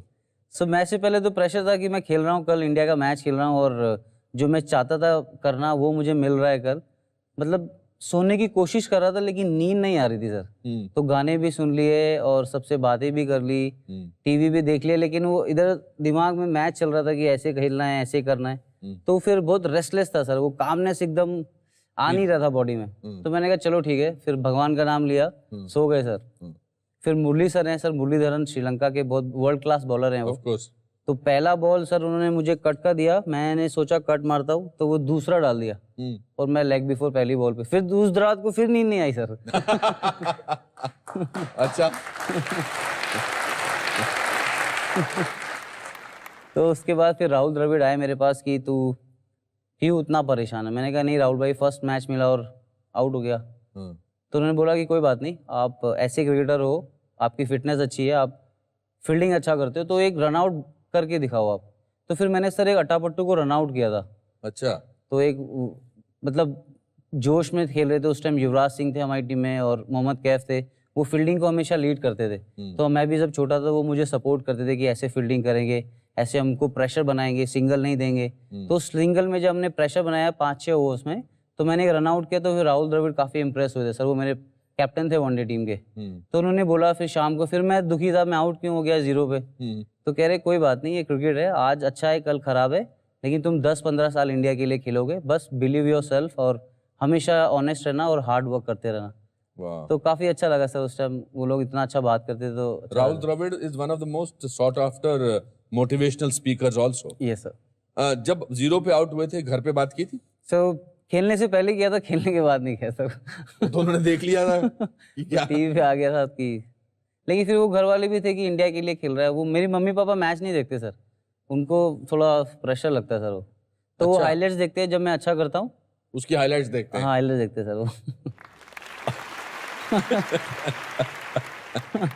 इस दौरान आपके बेस्ट फ्रेंड कौन बने? सर जब इंडिया के लिए खेला 2005 में, इरफान था और धोनी भाई थे उस टाइम। वो 2004 में खेले थे, मैं 2005 में खेला था। और वो सीनियर थे सर, कैब भाई मेरे स्टेट के थे, प्लस यूवी पा थे जो हमेशा बोलते थे फिटनेस में ध्यान रखना। और इंडिया के लिए खेलने का से अलग ही जुनून रहता है उनके चेहरे पे सर। इतने सालों से वो सब अच्छा करके आए, तो जब आप इंडिया की जर्सी पहन के जब ग्राउंड जाते हो तो सब, फिर आप कुछ सब भूल जाते सर। तो उसका लगता है कि बस आप जाओ और बस देश को मैच जिताओ सर। आपको सब जिन जिन लोगों ने आपके जीवन में कोई ना कोई काम किया या हिस्सा लिया, आपको उनके सबके नाम याद है? ये सर इसके पीछे छोटे शहर का होने की खासियत है या you just are thankful to them? कभी कभी लाइफ में ऐसी चीज़ें आती हैं कि आप ऐसे मुकाम पे आ जाते हो, उससे सारी चीज़ें आपको मिलने लगती है, तो आप फिर जो पीछे चीज़ें होती हैं लाइफ में और आपके जो अच्छे दोस्त होते हैं टफ टाइम में जो आपको सपोर्ट करते हैं वो भूलने लगते हैं। पर मैं हमेशा से सर उस चीज़ को बहुत एंजॉय किया। मैं छोटी खुशी में काफ़ी खुश रहता हूँ सर, बड़ी खुशी से थोड़ा डर लगता है सर मुझे। तो छोटी छोटी चीज़ों में जो खुशी मिलती है तो बहुत अच्छा लगता है सर वो, और वही मेरी स्ट्रेंथ है सर। मम्मी पापा जब सोते हैं रात को तो उनको लगना चाहिए उनके बच्चे कुछ फील कर रहे हैं उनके लिए, उनके लिए वही काफ़ी है सर वो। तो मैंने हमेशा वो फील किया है सर, और मैं ब्लेस्ड हूँ कि वो उनके साथ मेरी हमेशा दुआएं रहती हैं सर। बहुत अच्छे, बहुत खूबसूरत। आई थिंक आपने तो बहुत सारे साल नहीं गुजारे अपने माँ बाप के साथ, आप पढ़ने चले गए थे, बट एक छोटे शहर में एक टुगेदरनेस बहुत होती है। Yes sir. जैसे मुझे आपके और आपके भाई का वो सीन, मुझे वो सीन कभी भूलेगा नहीं, जो रात को उन्होंने आपको लेक्चर दिया था जी जी मुरादनगर में। Yes sir. सर रात को हम, जो हमारा आर्मी का एरिया था वहाँ पर हम घूमने जाते थे खाना खाने के बाद, तो वहाँ उन्होंने 3 घंटे मुझसे बात किया था। और वो भी सर बहुत अच्छे प्लेयर थे बास्केटबॉल के। तो कुछ ऐसा उनको लगा कि नहीं खेलना है अभी, मुझे पढ़ाई करनी है और तेरे बाद मैं सबसे बड़ा हूँ, मुझे भी पूरा फैमिली को लुक आफ्टर करना है। वो सब जब सारी चीज़ें करते हैं तो उससे मुझे स्ट्रेंथ मिलती है सर वो। तो मुझे वो बोलते हैं सिर्फ तू देश के लिए खेल रहा है, मुझे कुछ नहीं चाहिए, तू जा और स्माइल कर ग्राउंड पे, जितना एंजॉय करना है कर ले, क्योंकि इतने सारे लोग खेलना चाहते हैं देश के लिए, तू उसमें से एक है। अगर तू देश के लिए खेलेगा, देश का नाम रोशन करेगा, इससे बड़ा तुझे ऊपर वाला कभी तुझे कुछ नहीं दे सकता। तो वो सर अलग बात है।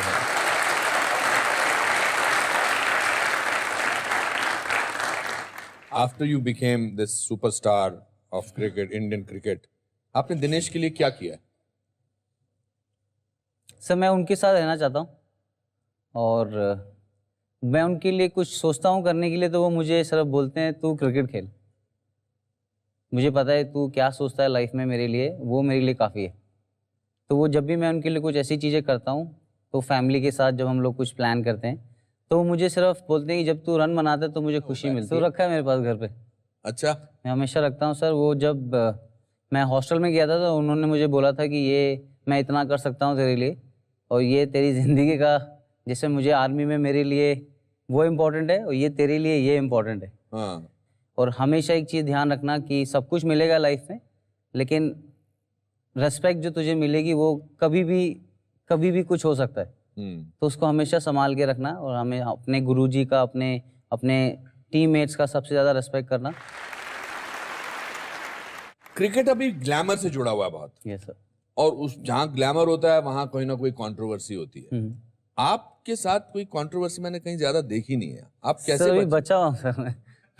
अरे तुम्हारे साथ वाले बच्चे तो बहुत कुछ कर रहे हैं। सर मेरी शादी हो गई, मैं वाइफ से बहुत प्यार करता हूँ सर। नहीं, मैं उस वहां तक तो पहुंचा नहीं। मैं शादी से पहले की कंट्रोवर्सी की बात कर रहा हूँ। सर टाइम ही नहीं मिला इतने, आप 365 दिन में। आई am not, controversy is not only about getting involve with a girl. Controversy is about being short-tempered. Controversy is about not being disciplined. Controversy is about letting go sometimes. I'm just saying that. You are a very positive boy who has stayed away from such, ऐसे temptation तो होती होगी ना, गुस्सा तो आता होगा field पे? सर आता है तो घर में लड़ाई कर लेता हूँ मैं, घर में अपने लोगों से। ग्राउंड पे मुझे टीममेट्स की खुशी में सर मुझे वो एक सेटिस्फैक्शन मिलता है सर ग्राउंड पे। वो हमेशा सर मैंने धोनी से सीखा है वो। तो ऑस्ट्रेलिया में मैंने सर अलग देखा, वो अपनी जब उसकी बेटी होने वाली थी तो मैंने उसको पूछा वर्ल्ड कप में, तो मैंने कहा आप नहीं जाने वाले हो? कह रहे नहीं, मेरे लिए कंट्री कम्स फर्स्ट। वाह। तो सर वो जब ऐसे लीडर टीम में है तो सर आपको मोटिवेशन की ज़रूरत नहीं है। और इतने सालों से सर उन्होंने कभी भी सक्सेस को वैसे ही नहीं इंजॉय किया, हमेशा काम रहे। वो कभी अच्छा हुआ खराब हुआ सब वो ऐसे ही रहे हमेशा। करेक्ट। तो वो उनकी सर क्वालिटी मुझे सबसे अच्छी लगती है सर। ओह वंडरफुल। मैं हमेशा एक बात जानना चाहता हूँ एज ए दर्शक, आप लोग जब सब लोग ये ऐसे करके होते हो, अब क्या बात कर रहे होते हो? सब वो हर्डल में बात करते हैं कि सबके मन में ऐसी बात है कि नहीं? सर हर्डल में जैसे स्कीपर ने बात किया कि अभी हम लोग इंटेंसिटी अच्छा रखेंगे अच्छा। और बॉलर्स को बोलेंगे खूब सारा डॉट बॉल्स डालना है, प्रेशर क्रिएट करना है, और सर्किल में जो हमारे टॉप 5 फील्डर है वो प्रेशर बनाना है और कोई इंटेंसिटी अच्छा रखना है। तो वो 50 ओवर्स 3.5 घंटे सर वो सब लड़के आते हैं और इन्जॉय करते हैं। तो अब जितना ज़्यादा आप इन्जॉय कर रहे हो ग्राउंड पे, और कंट्री इतने सारे फैंस आते हैं सर। अब मुझे अभी भी याद है इंडिया पाकिस्तान का मैच अभी वर्ल्ड कप का था सर 2015 ऑस्ट्रेलिया में। तो हम जैसे ही घुसे और नेशनल एंथम स्टार्ट हुआ सर, तो छाती ऐसे चौड़ी हो गई सर। तो वो सर वो फील अलग है सर। वो दो हम लोग अच्छा नहीं खेले सेमीफाइनल मैच में, बट ये स्पोर्ट है सर। एक मैच 2 टीम खेलती है, एक जीतती है एक हारती है। तो मैं हमेशा यही बिलीव करता हूँ कि अप्रिशिएट करना चाहिए चीज़ों को, क्योंकि हम लोग सोते नहीं है सर रात को जब हारते हैं। नो डाउट कि सब फैंस दुआएं करते हैं, सब करते हैं, लेकिन अगर क्रिटिसाइज अच्छे वे में होगा तो वो सर अच्छा लगेगा। वो कभी कभी कुछ लोग पर्सनल होते हैं तो तकलीफ होती है। तकलीफ नहीं होती सर, लगता है कि अभी जैसे हाल ही में विराट आउट हुआ था तो बहुत अननेसेसरी सोशल मीडिया पे काफी फजूल की बातें नहीं, वो गलत है सर वो, क्योंकि वो जितना उसने इतना अच्छा किया है सर मैचेस के लिए, वो सर आपको अलग हो जाता है। फिर वो थोड़ा प्लेयर को लगता है कि वाई मी, कि मेरे पीछे क्यों वो बात करे, मुझे भी अपनी लाइफ है। बट दुआएं इतना लोग करते हैं, लेकिन प्लेयर अगर खुल के खेलता है तो जैसे मैंने पहले बोला एंजॉय करेगा तो सर वो उसका परफॉर्मेंस बहुत अलग आता है सर। वो क्रिकेट के अलावा क्या पैशन है आपका? कुकिंग करता हूँ। कुकिंग करते हैं? जब इंग्लैंड में सर मैं काउंटी खेलने गया था, छोटा था सबसे, तो 2 महीने में अकेला रुका था वहाँ पर।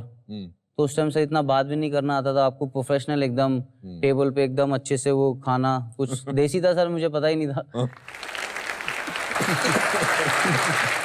तो सब उधर खाना, फिर थोड़ा कभी दाल बना ली और स्टीम राइस जो हॉस्टल से सीखा था, तो वो सब काम आया सर। उधर जो मेरे गोरे प्लेयर थे मेरे साथ जो खेलते थे, उनको इंडियन खाना अच्छा लगता था, और गोरों के साथ इंग्लिश में बातें करनी है। और आप अपने आप अंग्रेजी को मीडियम स्कूल से थे? नहीं सर, हिंदी मीडियम स्कूल से? हिंदी बिल्कुल सर, बोल बोल के सर सीखनी पड़ी वो। अच्छा। तो इतना मैंने भी वैसे ही सीखी है। मैं भी हिंदी मीडियम स्कूल से ही था। तो कभी कभी कम्युनिकेशन प्रॉब्लम होता था सर। उनकी do you like some water, तो ऐसे करके बात करके तो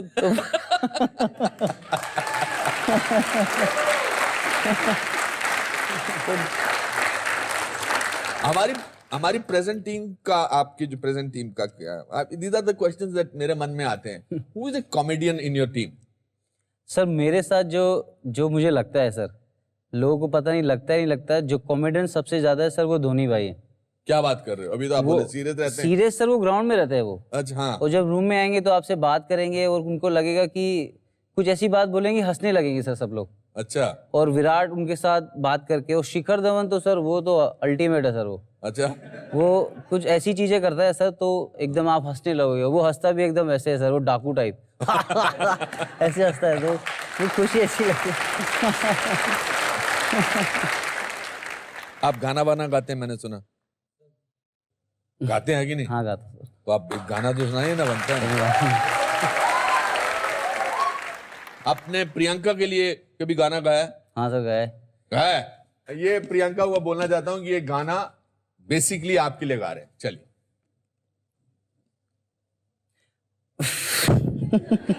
सब लोग अपनी आंखें बंद कर लो।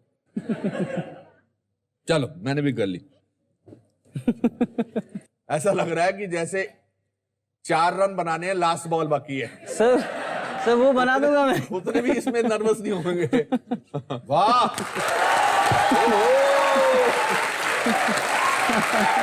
क्या बात है यार।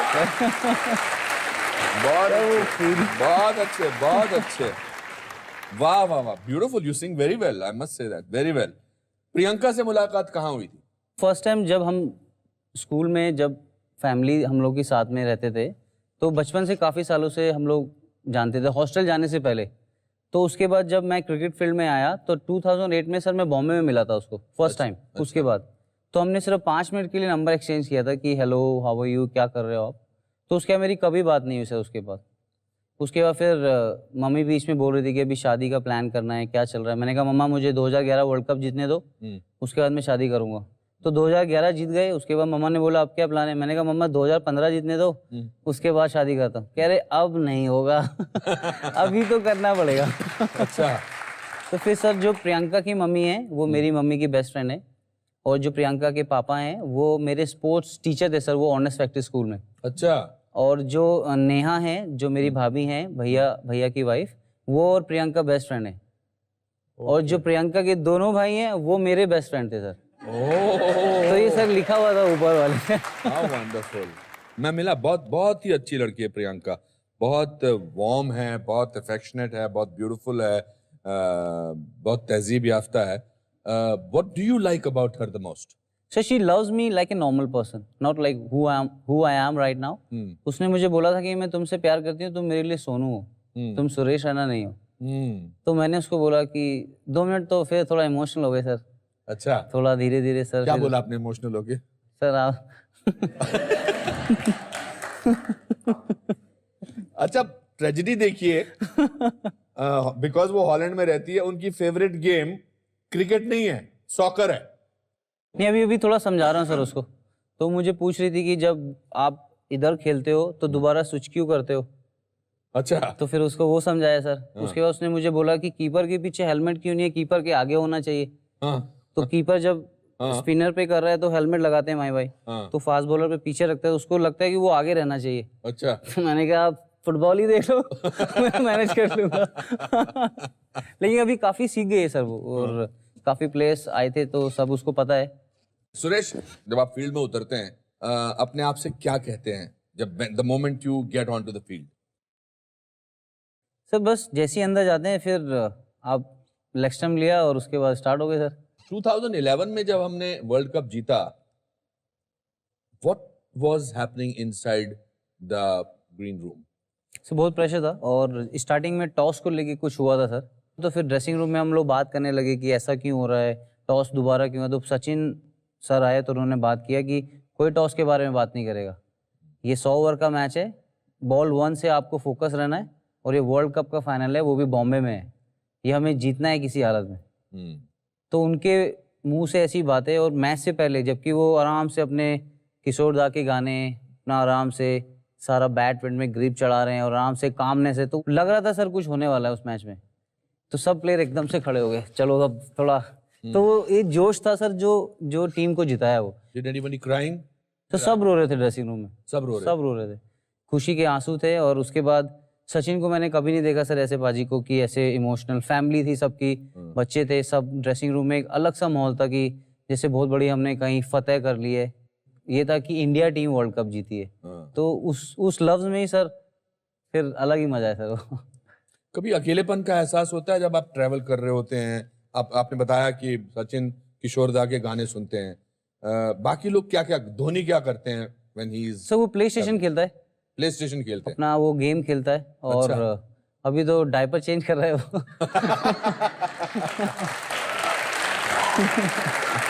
ज्यादा फिक्र मत करो, थोड़े दिनों में तुम भी डायपर चेंज करने लगोगे।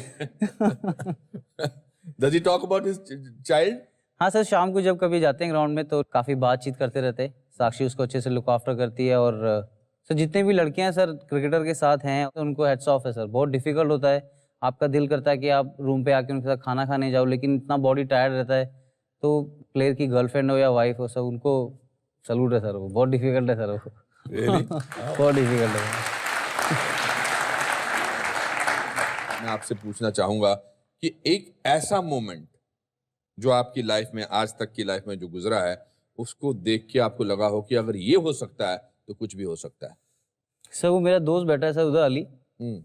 मेरा सर, मैं मैच खेल रहा था 2007 में, तो मेरा नी का ऑपरेशन हुआ था सर, ACL मेरा रैप्चर हो गया था। तो उसके बाद फिर मैंने सर ऑपरेशन कराया, BCCI ने अच्छे से लुक आफ्टर किया, तो मैं सर 4 से 6 महीने क्रचेस पे था। तो उसके बाद मेरी हालत इतनी थी सर, मैं मतलब वॉशरूम भी नहीं जा पाता था। तो वो मेरे साथ रहता था, उसने मुझे काफ़ी लुक आफ्टर किया। फैमिली को मैंने उस टाइम नहीं बताया था कि ऐसे हो रहा है, तो काफ़ी सारे लोग बात कर रहे थे कि अब तो ये ख़त्म हो गया है, अभी तो ये खेल नहीं पाएगा। तो मुझे सर जब मैं शीशे में जाता था, अपने आप को देखता था, मुझे लगता था कि कुछ अभी चीज़ बाकी है जो मुझे हासिल करनी। मेरे चोट लगी थी, लेकिन मैं सर अली के साथ लखनऊ जाता था क्रचेस पे, और जो बच्चे मेरे हॉस्टल में खेलते थे तो मैं पीछे नेट्स पे देखता था उनको खेलते हुए, क्योंकि मैं सब भूल गया था सर। और मैं कैरम बोर्ड खेलता था क्योंकि मेरे स्ट्रेंथ सब खत्म हो गया था। बास्केटबॉल ड्रिबल करता था, और बॉल्स लेके आए थे वो स्पंज वाली बॉल, वो सब मैं दबा के थोड़ा स्ट्रेंथ लेके आ रहा था। 2 हफ्ते के लिए साउथ अफ्रीका गया, उसके बाद 2 हफ्ते के लिए इंग्लैंड गया। उस टाइम पैसा नहीं था सर मेरे पास उतना, लेकिन BCCI के कुछ अच्छे ऑफिशियल थे जिन्होंने मुझे सपोर्ट किया कि आप हमारे देश के इंपॉर्टेंट प्लेयर हो, आप जाओ। तो उस टाइम जो आपने जो बोला सर, उस टाइम मुझे लगा अगर मैं यहाँ से फिट हो गया तो मैं बहुत सारी चीज़ें हासिल कर सकता हूँ। तो उस दिन मुझे बिलीव हुआ सर, लाइफ में कुछ भी हो सकता है सर।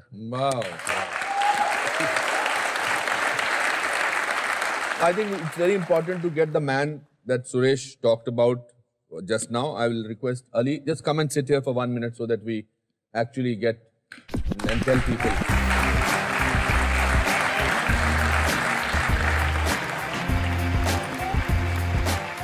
बैठिए अली साहब, कैसे हैं?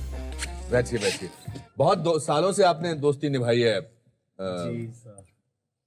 क्या खासियत है इनकी? मैं इनको अराउंड 15-16 सालों से जानता हूँ, और मैं शॉर्ट एक यही बताना चाहता हूँ कि जिन्होंने जिक्र किया कि इनका जो 2007 वर्ल्ड कप में इनका सिलेक्शन नहीं हुआ, तो उसके बाद इनका पूरा नी टूट गया था। तो उन्होंने उस 6 महीने जितनी मेहनत करी है, शायद इन्होंने मतलब उस 10 सालों में नहीं करी होगी जो 6 महीनों में की। यूज्ड टू क्राई बिकॉज इनको लगता था इस दोबारा कभी क्रिकेट नहीं खेल सकते। ये 2007 की बात है। तो मुझे लगता है कि वो एक इनका बहुत बड़ा टर्निंग पॉइंट था, जिसकी वजह से ये और बहुत मैच्योर हुए as a cricketer, as a person. अब रुलाओगे क्या?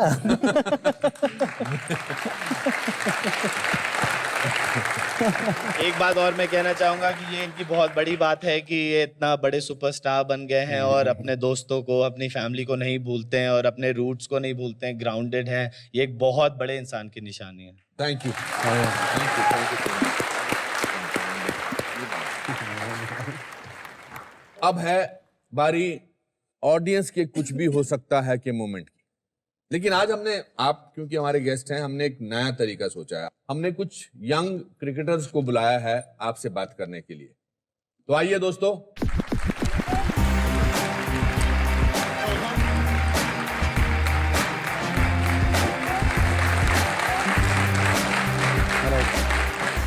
वंडरफुल, आइए तस्वीर नहीं आपको भी पहले डिसाइड कर चुके थे कि मैं बस जाते ही बैठ जाता हूँ।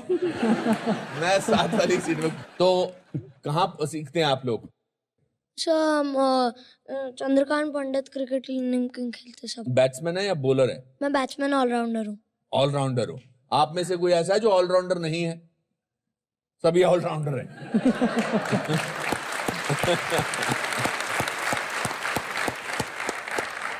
बेटा क्या नाम है? राहिल मेहता। राहिल मेहता, पूछिए क्या सवाल पूछना चाहते हैं आप? Who is your favorite bowler to hit sixes? First ball से आपका पॉजिटिव इंटेंट है और पहली बॉल से आपको लगा कि फील हो गया कि फिर कोई भी आएगा तो आप फिर किसी को भी खेल सकते हैं। Who else is asking a question? Okay, you. What's your name, What beta? were you? Avish. Avish. Okay. How were you practicing Irfan Khan before the World Cup started? Sir उसकी जो हाइट है वो 7'4" है। Sir हम लोग match से पहले उनके बारे में डिस्कस कर रहे थे कि इतना हाइट से बॉल आएगा। जब वो बॉलिंग करते हैं सर, साइड स्क्रीन जैसे वो सब पूरा ब्लैक उधर है सर, तो उसके ऊपर से हाथ आता है उनका, तो उसके ऊपर आप साइड स्क्रीन नहीं लगा सकते। तो हमारे जो श्रीधर हैं जो फील्डिंग कोच हैं और संजय बांगर जो अभी हमारे बैटिंग कोच बने हैं, तो उन्होंने सर क्या किया, एक स्टूल रखते सर वो नेट के पास, तो स्टूल पे चढ़ के पूरा ऐसे थ्रो डाउन करते थे वो। तो जैसे उनकी हाइट 6 फीट है तो सर उनको 1.5 फीट और ज्यादा बड़ा बॉलिंग सिर्फ राइट आर्म ऑफ स्पिन डालता था नेट्स पे, लेकिन बैटिंग में मुझे लगता था कि मैं ज़्यादा कैपेबल हूँ और ज़्यादा कुछ कंट्रीब्यूट कर सकता हूँ फील्डिंग से और बैटिंग से। जब मुझे बॉलिंग मिलेगी उससे भी कर सकता हूँ। और अब हम इनको आपकी तरफ से कुछ भेंट देना चाहते हैं। लेके आइए जी। अच्छा, will get it signed.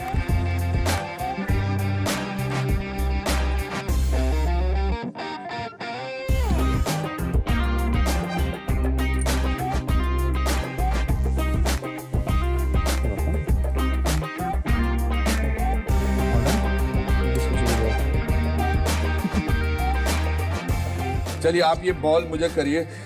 Sir ये इसमें कहीं लगेगा सर किसी को अरे जो सर मैं उधर, अरे वहां तक थोड़ा जाएगी.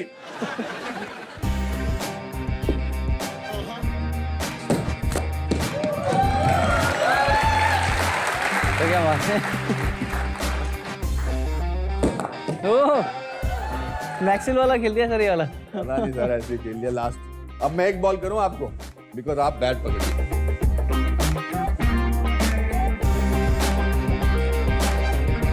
चलो एक फील्ड बनाओ 2 मिनट के लिए. ओह आइए sir.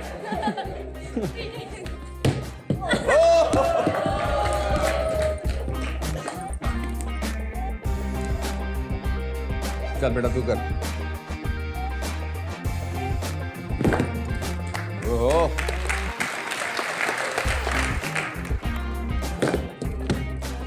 I think this is the best moment. Thank you, Suresh.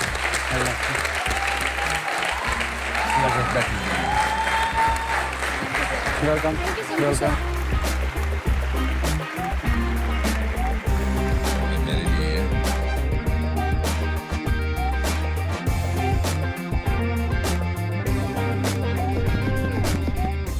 अरे वाह. Thank you sir.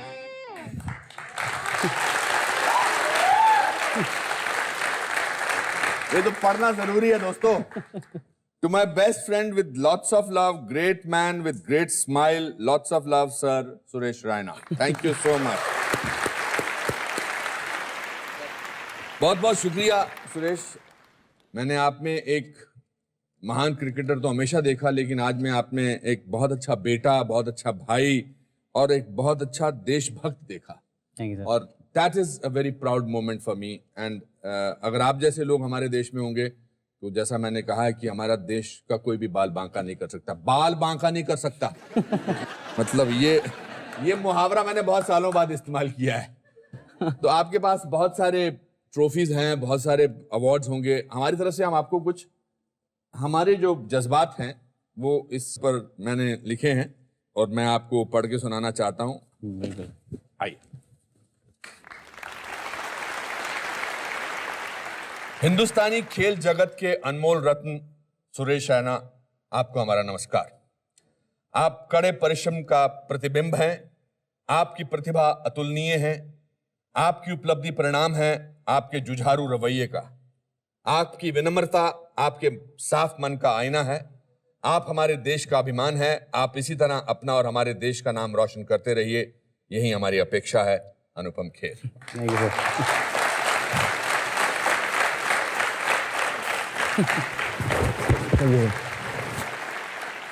दोस्तों इसी के साथ आज का ये एपिसोड समाप्त होता है. मुझे यकीन है कि आपको आज का एपिसोड बहुत पसंद आया होगा.